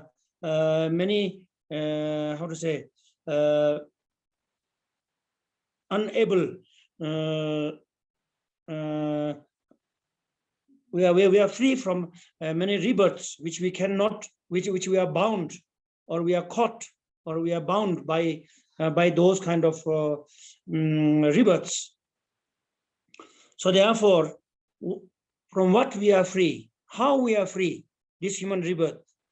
So he said, then we are free from 8 rebirths. If you believe in rebirths, and your belief should not, is whether you believe it or not, that's not so important. But if you do not believe because you did not see, if that is the how to say, evidence, or your evidence, then that's a very stupid. Because in Buddhist logics it says mathong chirna med mayin, because of the reason you say it does not exist because I didn't see. That is very poor reason, because there are millions of things which we didn't see. That doesn't mean it does not exist. Yeah. So therefore, in Buddha Dharma, Talva means there is 6 realms. 6 realms. So what is 8 rebirth? Non-free rebirth is, for example, in many religions we say Nyalwa means hell realm. Nyalwa, you know, hell realm. So in Nyalwa, there's 8 different levels or different dimensions of hell realm, which is I think if we go too much into that, it will take long time. So the gentleman says it's already 2 hours, so maybe you may fall into sleep. So Nyalwa, now it's in Abhidharma, for conventional or in a relative truth. And Dio Pakse Ngabiana, Yangso Tina, Dunjum Dang Mumbu Chembo, the Sawar of Sanapa, the Yalkam 8 are the main Helram. So Paksang Abja means it's some, I mean, there is some kind of a measurement, like as we measure kilometers and miles and so forth, like that. So there are like a hell realm of heat, suffering from heat, hell realms from suffering from freezing cold, and Yangsu, Tina, Duljom, Ngumbe Chembo, Tsawa, Raptasawa, Narmepa. So there are 8 different kinds of things like that. So anyway, those beings who have taken rebirth in the hell realm, then they do not have any, they cannot get any kind of a idea or a motivation or a thought to liberation of dharma or to enlightenment, because their mind is totally engaged with the pain, with so much of suffering. Like again, Nagarjuna says that Nina Ninchik Dungtung Sungyai Rabto Dagdap Dungal Kanglapa, Teningalwe Dungal Chungoyi, he says that, for instance, the pain or the suffering of a hell realm, he said, for example, in this lifetime, at this time, if someone strikes to you with 300 spear or sword to you at once, how much of pain or unbearable pain will it be? It's understandable, isn't it? But that he says that you cannot compare that pain with a smallest suffering of a hell being in the hell, right? So therefore, they are not free. They are not free. The freedom which we call, we can do anything. We can run naked. We can say anything. We can go upside down, and we can do this, and we call it as freedom. But that is not freedom. That is stupidity. But free means to get free from those kind of occupation of our rebirth. So Nyalwa, and Ida means hungry ghost. So the Nyalwa, Ida also there are Chingna Nepadang, Khathavada. There's so many different dimensions of hungry ghost.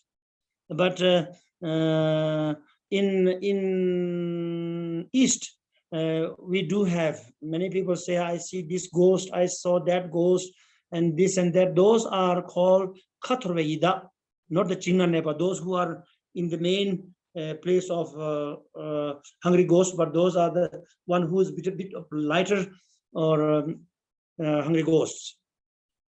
So they have due to their karma, they have great suffering of hunger and different kind of sufferings. Again, Nagarjuna says that Ida namla soke dusoni dawang tsala gunning imang tang He says that for those beings, of course, I mean, the moonlight's supposed to be cooling, and sunlight, as we know, is heat, isn't it? But ida namla soket dusoni dawang sala gunning imang trang means due to karma for those beings of hungry ghost in the summer. Of course, sun is burning hot, but even the moonlight becomes burning hot. And in the winter, of course, moonlight is cooling, very cold, but due to karma, the sunlight becomes even freezing cold. Means in those realms, if you look at the trees without any greenish or without any fruit or leaves, everything is dry. Maybe it should be like in Middle East, I don't know, like that. So if you look at it if you just by looking at it, you will feel that even waters might the dampness will be dried in your mind. You understand what I'm trying to say? Like that. And then there are many different levels of what do you call this hungry ghost. So means that some aspects of hungry ghost, due to their karma, their mouth is small as the hole of needle, swing needle. It's very small,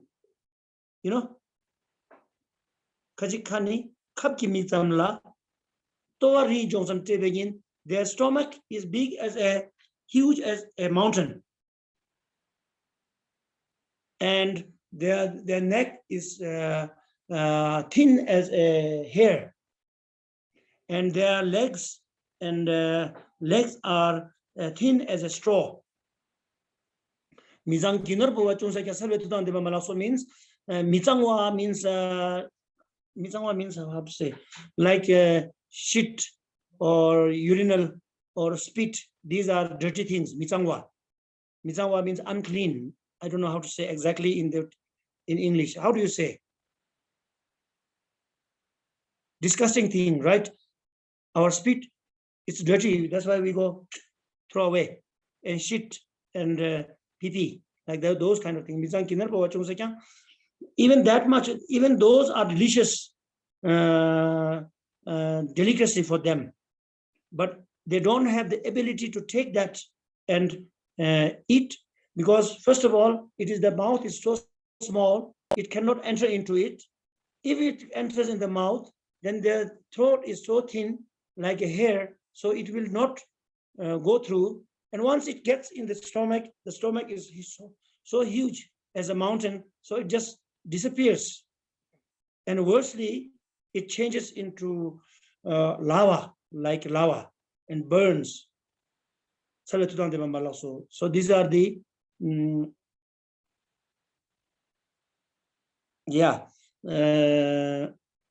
it's one aspect of one kind of aspect of hungry ghost.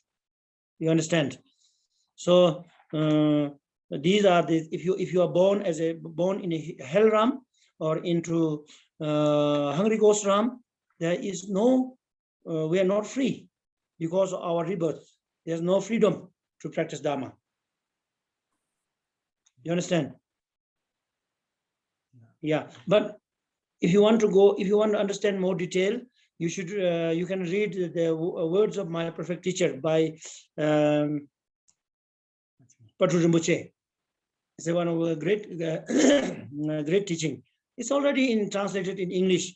There is also in Vietnamese, and there's also in Chinese. Or you can read Jewel Ornament of Liberation by Gampopa, or Lamrim of Tsongkhapa, or Lamdre. All in these are, it exists like that. So it's like that. Nyalwa Yida Dudo means Dudo means animal realm. Dud means those who walk like this. How to say? On four 4 legs. Those we call tut. Tut means bowing down in Tibetan term. So those kind of beings. So that is very very easy. We can see on this planet sharing with us the animals, how much of ignored they are. You know. Who's that?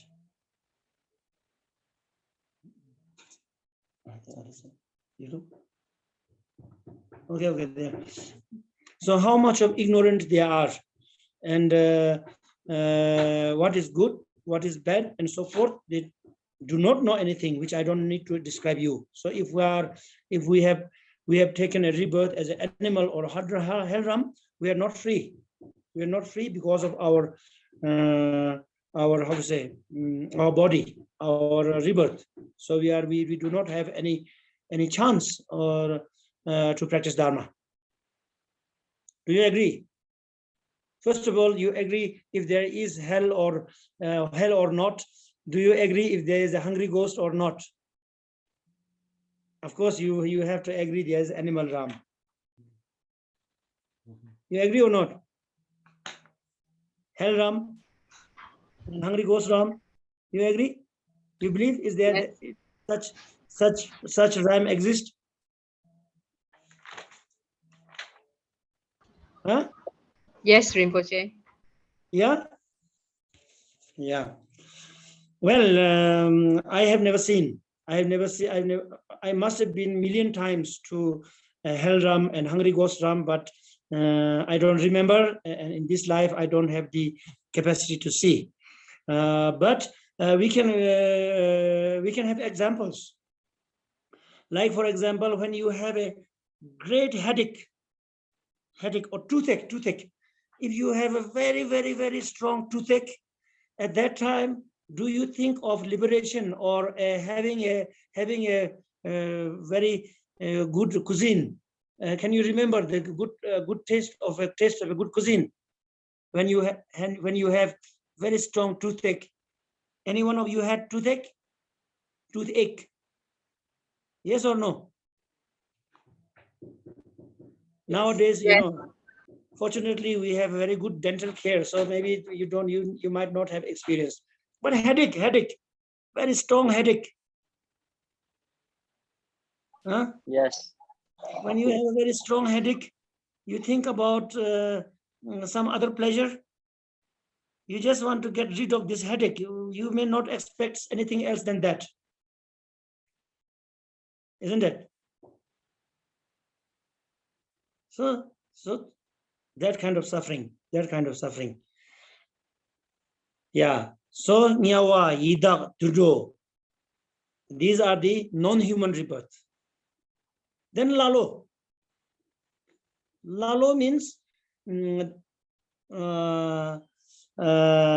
concept, very stupid concept, or very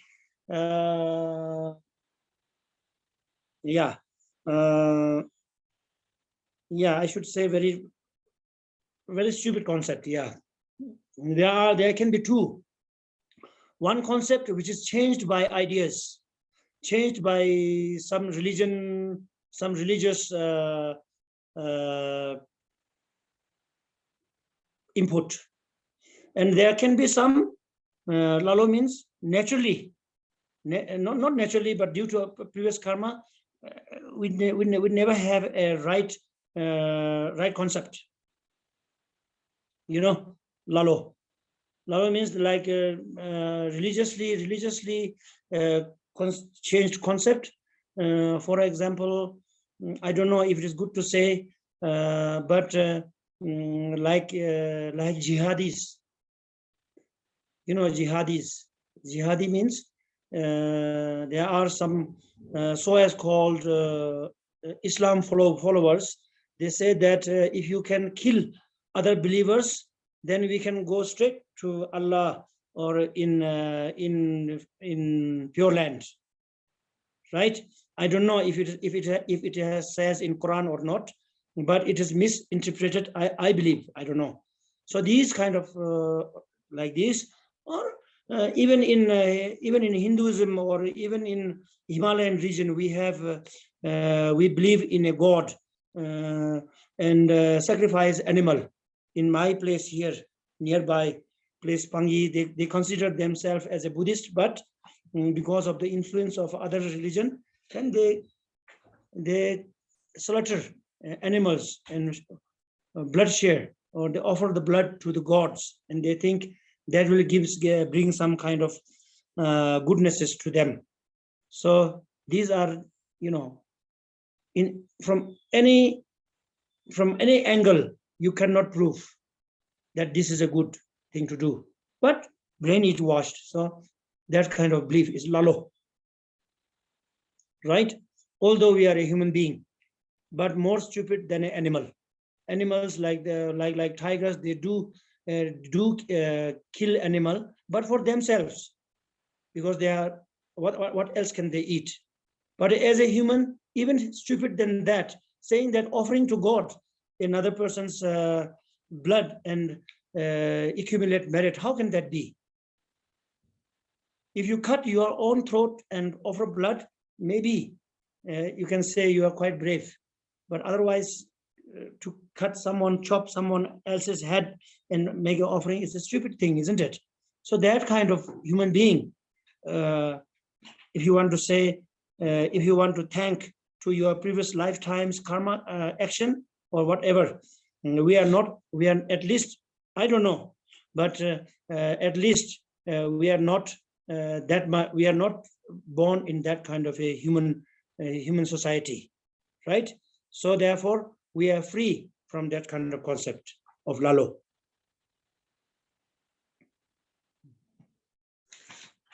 Okay. So today it will be, instead of 2 hours, it will be 3 hours. Please don't sleep. Ngài nói rằng là có ai đó nói rằng là 2 tiếng thì mọi người có thể cũng mệt rồi đấy. Thế thì Ngài bảo rằng ok, vậy thì Ngài sẽ giảng một ý trong tứ niệm pháp, tức là về thân người. I mean, those who want to listen, don't sleep, and those who want to sleep, of course you can sleep, why not? Về thân người quý giá và khó được. Thế thì 4 tứ niệm pháp là, một là thân người quý giá, sinh làm người là quý giá, thứ hai là về vô thường, thứ ba là nghiệp luật nhân quả, và thứ tư là đau khổ trong luân hồi. Thế thì Ngài nói rằng là đây là những cái thực tế, đây là những cái sự thật của trong luân hồi mà chúng ta có thể quán chiếu và kiểm nghiệm được những cái điều đấy. Thì Ngài nói rằng hiện tại chúng ta thì nó giống như là ví dụ như là con bướm nó bay vào cái đèn ấy, mà nó sẽ gọi là bị chết cháy. Thế thì không phải là tức là con bướm nó không phải là nó muốn là nó bị chết cháy, không phải như vậy, mà là nó nghĩ rằng là cái ánh sáng hoặc là những cái đấy là nó bị cuốn hút, nó bị nó nghĩ rằng đó là cái điều tốt cho nó, cho nên là nó mới bay vào và nó bị chết cháy. Thế thì chúng ta cũng tương tự như vậy, cái hoàn cảnh của chúng ta cũng tương tự như vậy. Trong luân hồi này thì chúng ta nghĩ rằng mọi những cái gọi là hạnh phúc tạm thời trong luân hồi này nó là những cái thứ mà cuốn hút chúng ta, và chúng ta lao vào nó. Thì nó cũng, cái hoàn cảnh nó cũng tương tự giống như là cái suy nghĩ của con bướm kia.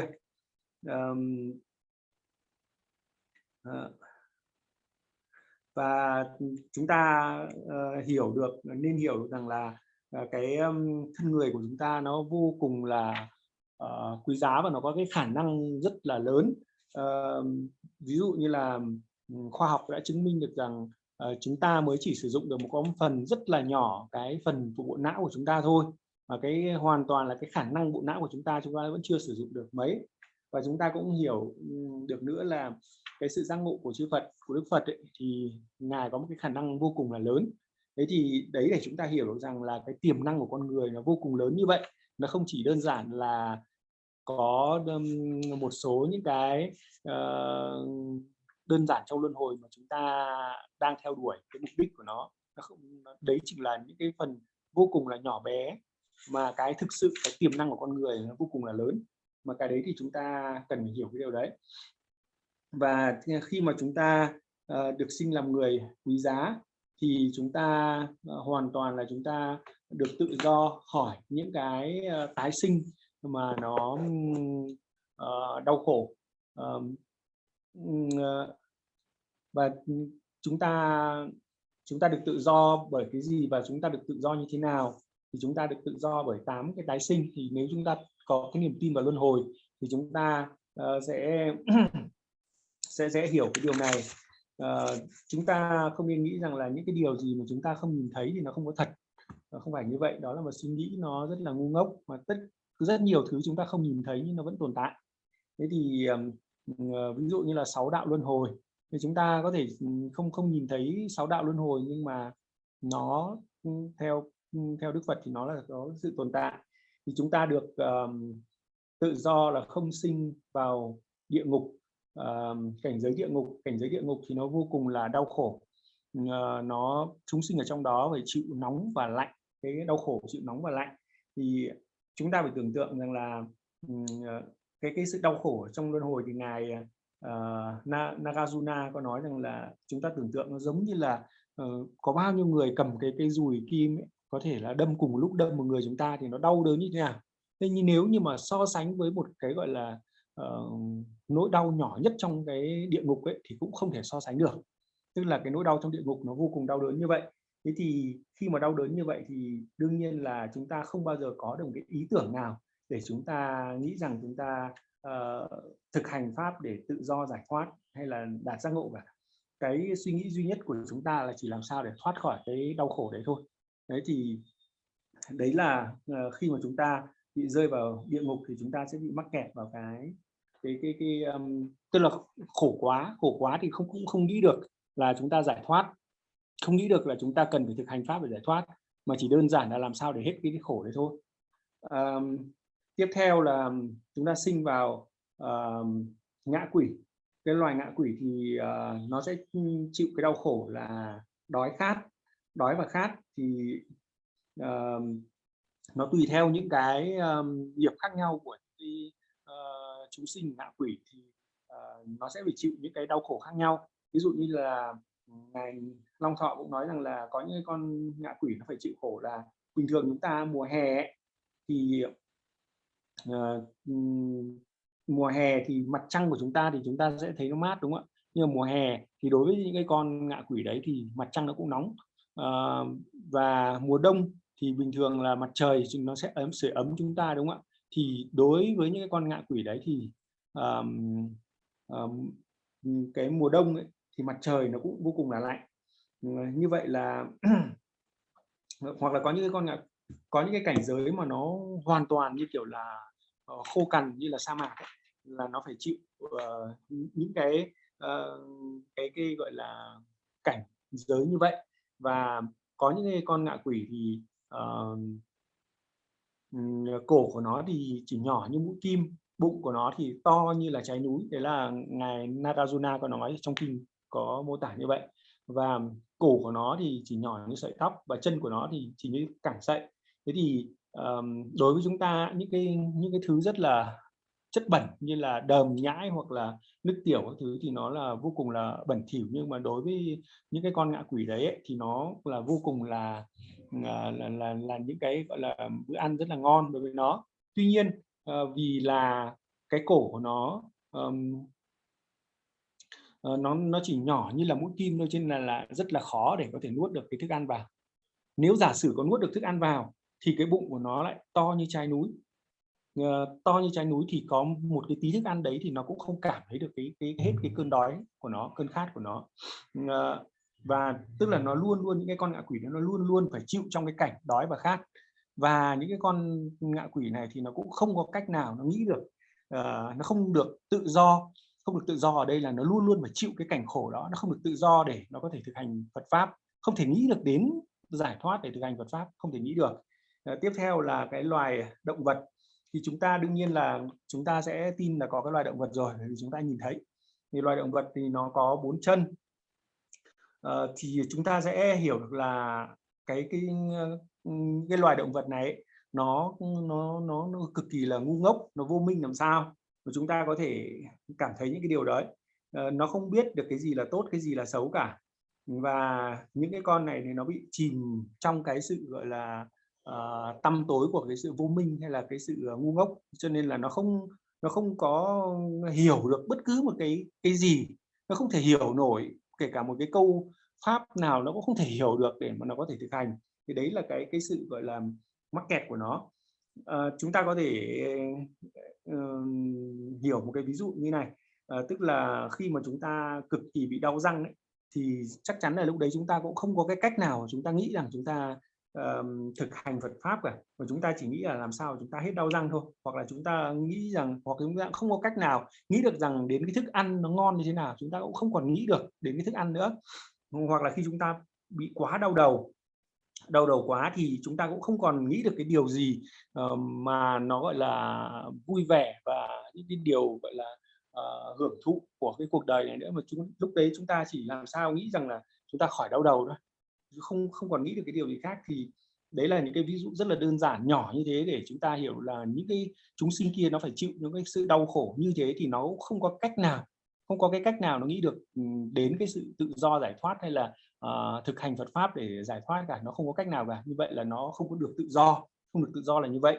Thế thì tiếp theo là những cái chúng sinh bị tà kiến, ví dụ như là sinh ra làm người bị tà kiến, thì cái sự tà kiến này nó tức là cái sự suy nghĩ sai lệch, thì nó do, thứ nhất là do cái tôn giáo mà cái người ấy theo, thì cái tôn giáo đấy là dạy những cái điều tà kiến, những cái điều không đúng. Tiếp thứ là do nghiệp của cái người đó, mà người đó tự có cái sự suy nghĩ nó sai trái. Thế thì do cái điều tà kiến, ví dụ như là có những cái tôn giáo nói rằng là cái việc mà giết hại một cái chúng sinh nào như thế nào đấy, giết hại cái người như thế nào đấy thì có thể lại được sinh thẳng đến cái cõi gọi là thiên đường của thánh A-la hay là vân vân. Hoặc là có cái đạo mà nghĩ rằng cái việc mà giết hại những cái chúng sinh mà tế gọi là thần linh hay là tế cái gì thì đấy là những cái điều tốt. Thì đấy là những cái suy nghĩ sai lầm. Thì hoặc là những cái chúng sinh mà tự có những cái suy nghĩ sai trái của mình. Thế thì hy vọng rằng chúng ta sẽ không bị gọi là rơi vào những cái hoàn cảnh như vậy. Được làm người rồi nhưng mà bị tà kiến như vậy thì cũng không có cái cách nào, không được có cái tự do để có thể có được cái suy nghĩ thực hành Phật pháp một cách đúng đắn. Luôn luôn là nghĩ rằng những cái điều xấu kia thì nó lại thành là điều tốt. Đấy là sự tà kiến. Then the hungry ghost ram, the animal ram, then the lalo means, I don't know how to say, wrong concept beings, lalo. Then after that it's Sringha means the god ram. God ram means Tsering means those who have very long life. Long life. God's lifespan is much longer than us. For example, dog's life is shorter than us, isn't it? And cats or dogs' life is shorter than us, 9 years, 12 years, 15 years. And elephant's life is longer than us. Tortoise life is longer than us. Then maybe mosquito's life is maybe 1 year, 2 days. So like that, the god ram's life is much, much, much longer than us. So there are many different levels of gods. There are gods with form, formless god, meditative god, and so forth. So their life is like thousands and millions of years of our age. So as well as hell rams also. So those god rams, the lowest god rams are like those who have such a pleasure due to their karma. There's no suffering. The cause of the suffering, of course, is there, but due to their karma, during that period of time is pleasure, always pleasure. And some of our in a formless or something, those kind of gods are like due to like a non-wisdom, but kind of a meditative pleasure. And their life, there's no pain. For millions and millions of years, just goes like this. So if we are born into a God realm, due to pleasure, we won't have any thought or concept of liberation, because it's totally intoxicated or engaged with this pleasure. That we third world countries, people do not have that much of problem, but the first world country, developed country, such as European countries, or in America, or maybe Taiwan also, then maybe in Singapore and Japan, the people has all the facilities of it, and those who are very rich people also have this problem, that now they are so much engaged with this, and then they just spend their time and they think this is the life, and then all of a sudden you have to leave everything and move without anything, isn't it? It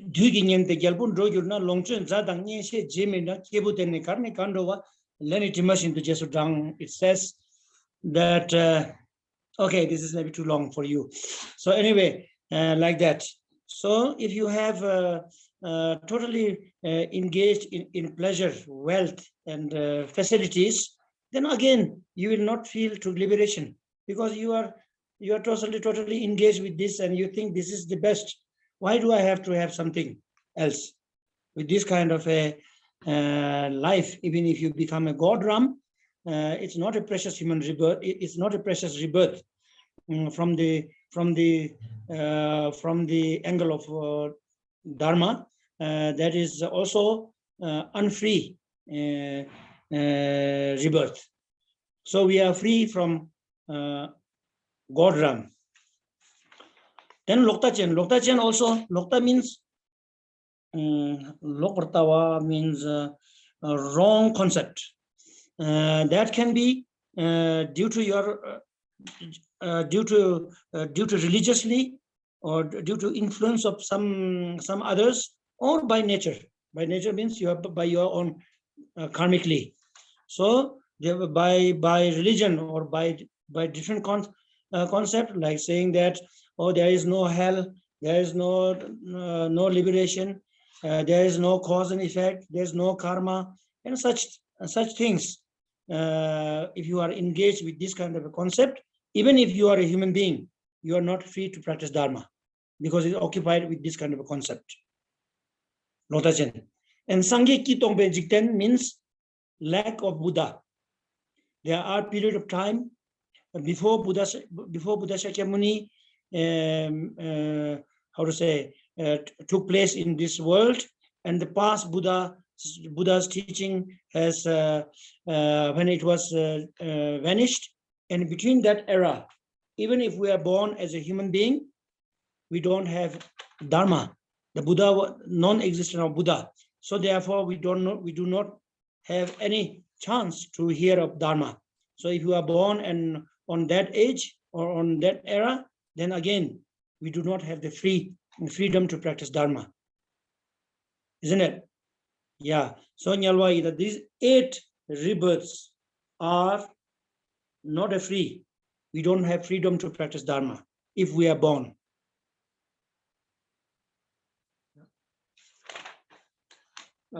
Tiếp theo là nếu mà sinh vào cõi trời thì có một cái tuổi thọ vô cùng là lớn, nó hơn hàng nghìn hàng triệu lần cái cõi của chúng ta. Giống như là ví dụ cõi của chúng ta thì con chó thì nó chỉ sống được khoảng độ 10 đến 15 năm. Thế thì nó là tuổi thọ của nó là ngắn hơn chúng ta. Nhưng con voi thì có thể nó sẽ sống nhiều hơn chúng ta. Nhưng mà con muỗi chẳng hạn, nó chỉ sống được có 1-2 ngày thôi. Thế thì cõi trời thì có những cõi trời vô sắc, tức là không có thân. Cõi trời sắc giới tức là nó có nhiều cái tầng trời khác nhau. thì ví dụ như là có những cái cõi trời do là công đức, do là thực hành thiền và bám chấp vào cái sự hỷ lạc trong thiền ấy, thì sẽ quả là tái sinh và lên những cái cõi trời, những cái tầng trời thiền. Thế thì ví dụ như tầng thấp nhất của cái cõi trời ấy, thì nó hoàn toàn gọi là hỷ lạc, nó hoàn toàn là sung sướng, không có một cái đau khổ gì. Nhưng khi mà không có một đau khổ gì ấy, thì chúng sinh ở những cái cõi này ấy, thì chỉ có nghĩ đến ăn chơi hưởng lạc thôi, không bao giờ nghĩ rằng là đến một ngày là cái sự hưởng lạc này nó sẽ hết và nó sẽ chấm dứt cái đời sống của nó, và nó sẽ lại tiếp tục phải tái sinh, quay vòng cho luân hồi. Nó không biết được cái điều đấy, cho nên là nó hoàn toàn là tiêu phí toàn bộ thời gian để ăn chơi thôi, để gọi là tận hưởng cái cuộc sống hỷ lạc ở đấy thôi. Thế thì như vậy là nó không bao giờ có cái ý nghĩ nào xuất hiện ở trong đầu rằng nó cần phải tự do, nó cần phải giải thoát cả. Nó không thể biết được là nó đang sung sướng như thế thì việc gì nó phải giải thoát đi đâu. Đương nhiên nó không thể hiểu được cái điều đấy. Và như vậy là nó hoàn toàn bị mắc kẹt vào trong cái sự gọi là chìm đắm trong những cái niềm hỷ lạc ở những cái cõi đó. Thế thì đối với con người của chúng ta thì có một số những cái nước mà rất là giàu có như là châu Âu hay là nước Mỹ hay thậm chí là Singapore, thì đối với những cái nước đó thì con người cũng có đầy đủ tất cả những cái phương tiện để sinh sống, và như vậy họ cũng rất là giàu có và hạnh phúc. Và ngay kể cả những cái người rất là giàu thì cũng bị mắc kẹt như vậy. Họ tiêu phí toàn bộ cái thời gian của họ, cái cuộc sống của họ để cho cái sự hưởng thụ đấy, và họ nghĩ rằng đó chính là cái cuộc sống hưởng thụ đấy chính là cuộc sống, đó mới thực sự là sống như vậy. Thế nhưng mà đùng một cái thì cái chết nó đến, và cái chết nó đến thì tất cả những cái niềm sung sướng đây nó hoàn toàn là phải rời bỏ tất cả những cái điều đấy. Thì khi mà những cái chúng sinh ở trong cái cõi trời là hoàn toàn là bị chìm đắm vào, bị bám chấp, tức là bị mắc kẹt vào cái sự vui hưởng của cái cõi đấy, cho nên là không bao giờ có thể nghĩ đến cái việc là thực hành Phật pháp để có thể tự do giải thoát khỏi những cái cõi đau khổ trong luân hồi. Nó hoàn toàn không hiểu được rằng cái chết nó sẽ đến và nó lại tiếp tục quay vòng trong luân hồi, tiếp tục bị đau khổ. Nó không hề biết được điều đấy. Tiếp theo nghĩa là những cái chúng sinh mà mà nghĩ rằng là không có luân hồi, không có địa ngục, không có cõi ngạ quỷ, cũng như là không có luật nhân quả, làm xấu cũng tốt cũng được, mà làm tốt thì cũng được, không có nhân quả. Thế thì những cái chúng sinh như vậy thì cũng bị mắc kẹt, không thể nào mà thực hành Phật pháp được. Tiếp theo nữa là chúng ta sinh vào cái thời mà không có Phật. Không có Phật thì đương nhiên là không có cái cơ hội để chúng ta nghe pháp, để có thể thực hành Phật pháp. Và chúng sinh ở trong cái thời này thì nó cũng chỉ giống như là động vật thôi, tức là giống như là những con động vật, nó cũng không có cái cách nào, nó chỉ biết sống thôi, và nó cũng không có cái cơ hội được nghe Phật pháp để nó thực hành Phật pháp. Và cái tiếp theo nữa là cái thời mà Đức Phật sinh ra nhưng lại không giảng pháp thì đương nhiên là cũng không có pháp, và như vậy thì chúng sinh cũng không có cơ hội để thực hành Phật pháp. So then after that, eighth is although even if we are a human being, kupa means disables. There's two kind of disables. One, by verbal, cannot hear, cannot talk. Second, disabled means mentally disturbed, cannot, stupid ones. Then even if we are a human being, then we are not free to practice Dharma because of these obstacles. So we have to reflect on ourselves at the present life, present rebirth, and see if we are free or not. Are we free from those 8 rebirths? Of course, we are not an animal, but we can be stupid as animal. And we are not born in a hell realm, but due to karmic, with some kind of different problems, we can be trapped in that.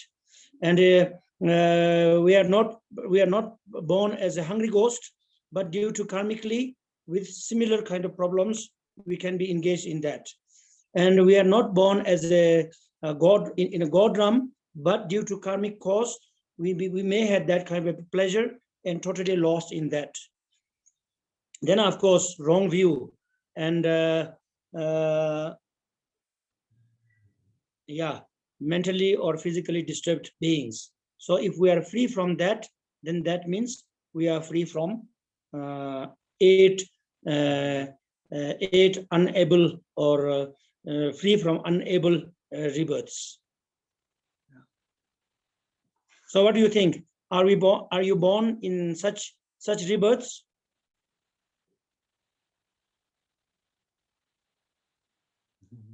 Huh?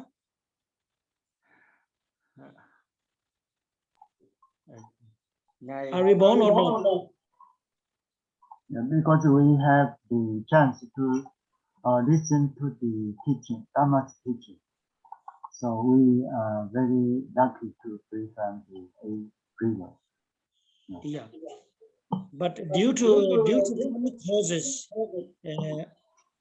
I believe perhaps not. Maybe similarity might be there, but that can be changed if we do have interest, and if we do implement, we can change that. So so this also we must understand as a greatness. And if you are free from this these kind of rebirths, we must be very happy, very proud, and very how to say, appreciate to your past lifetimes. Due to that, we are able to have this opportunity.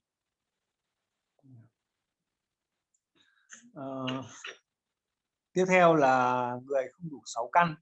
Người không đủ 6 căn, ví dụ như là không có đủ mắt, tai, mũi, lưỡi, hoặc là cái ý thì nó giống như là những cái người bị thiểu năng trí tuệ ấy, thì đấy là không đủ 6 căn. Không đủ 6 căn thì đương nhiên là không có cái khả năng mà có thể quán chiếu thực hành Phật pháp một cách đúng đắn được. Thì những cái người này cũng không có cơ hội để thực hành Phật pháp một cách đúng đắn. Thì chúng ta là những cái chúng sinh là con người, thì chúng ta hãy thử quán chiếu lại mình xem là mình có thoát khỏi tất cả những cái tái sinh như vậy hay không. Ví dụ như là chúng ta không sinh vào loài động vật. Tuy nhiên là có những cái con người mà cái không có cái sự hiểu biết đúng sai như thế nào cả, thì nó cũng đấy là một cái nó một kiểu nó giống như là vô minh. Cái sự vô minh không biết đúng sai đấy thì nó cũng là cái nhân mà tái sinh vào loài động vật, thì chúng ta cũng làm cái kiểu vô minh như vậy.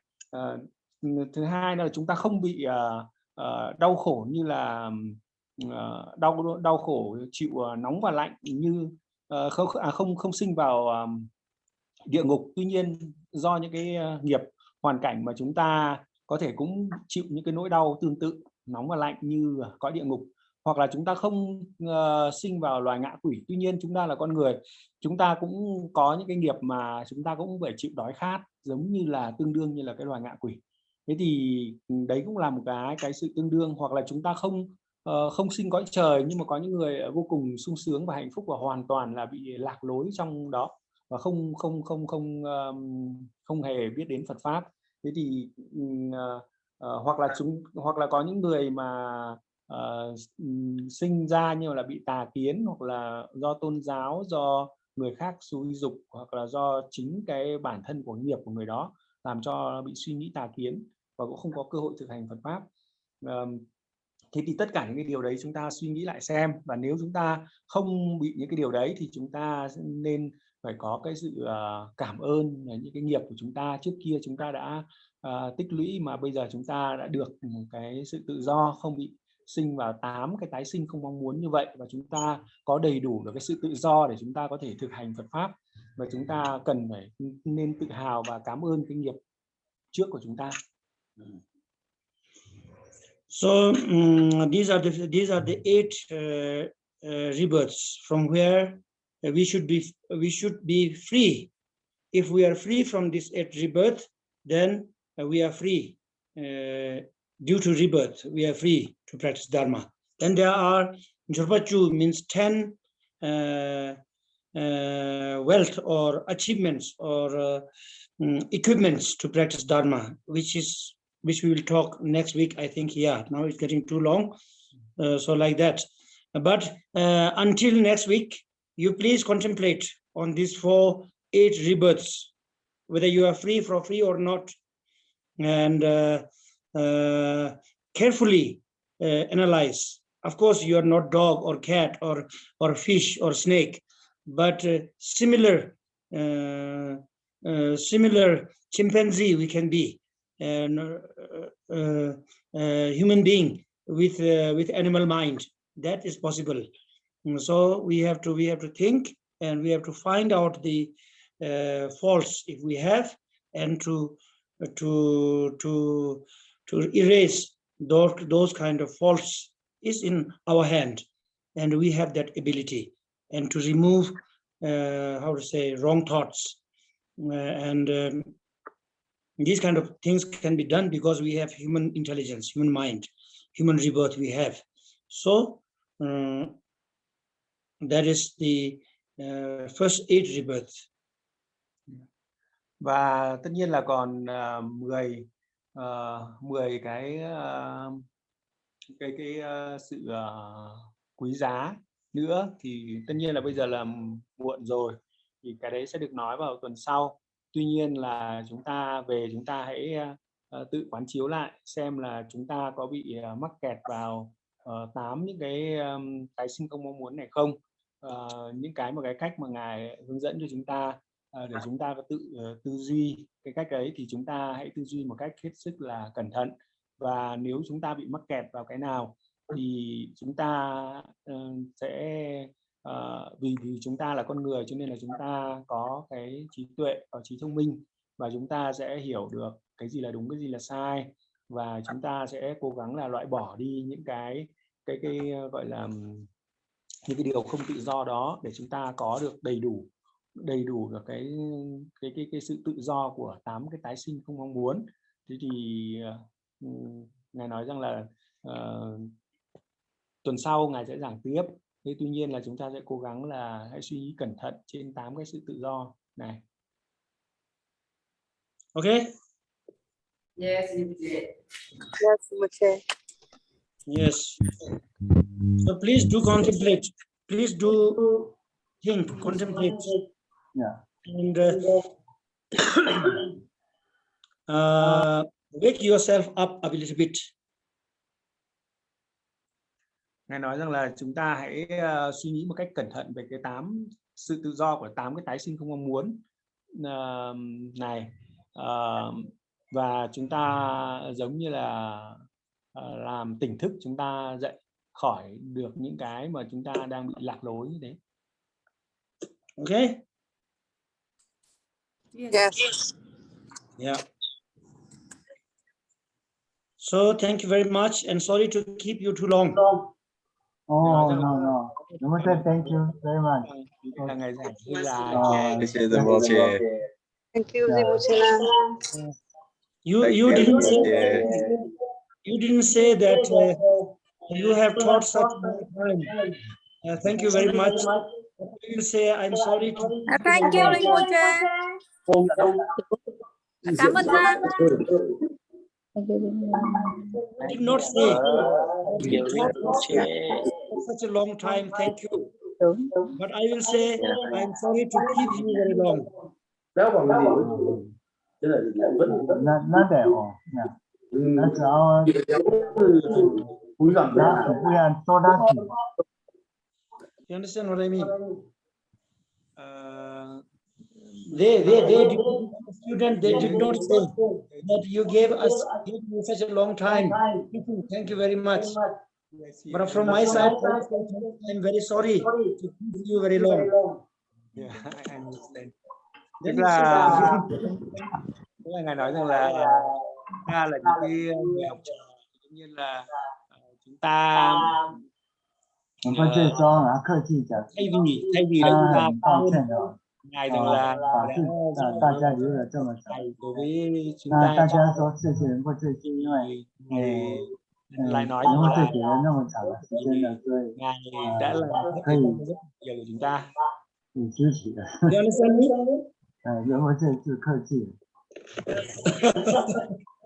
I'm joking. I'm joking. Yeah, Thank you very much. yeah, that's joking. Yeah. Có những cái ý là như vậy. Rinpoche开玩笑的。 Yeah. But you see, you have spent your time, I spent my time, but make it something meaningful. So until next week, you please reflect on it, contemplate on it. Yeah, like that.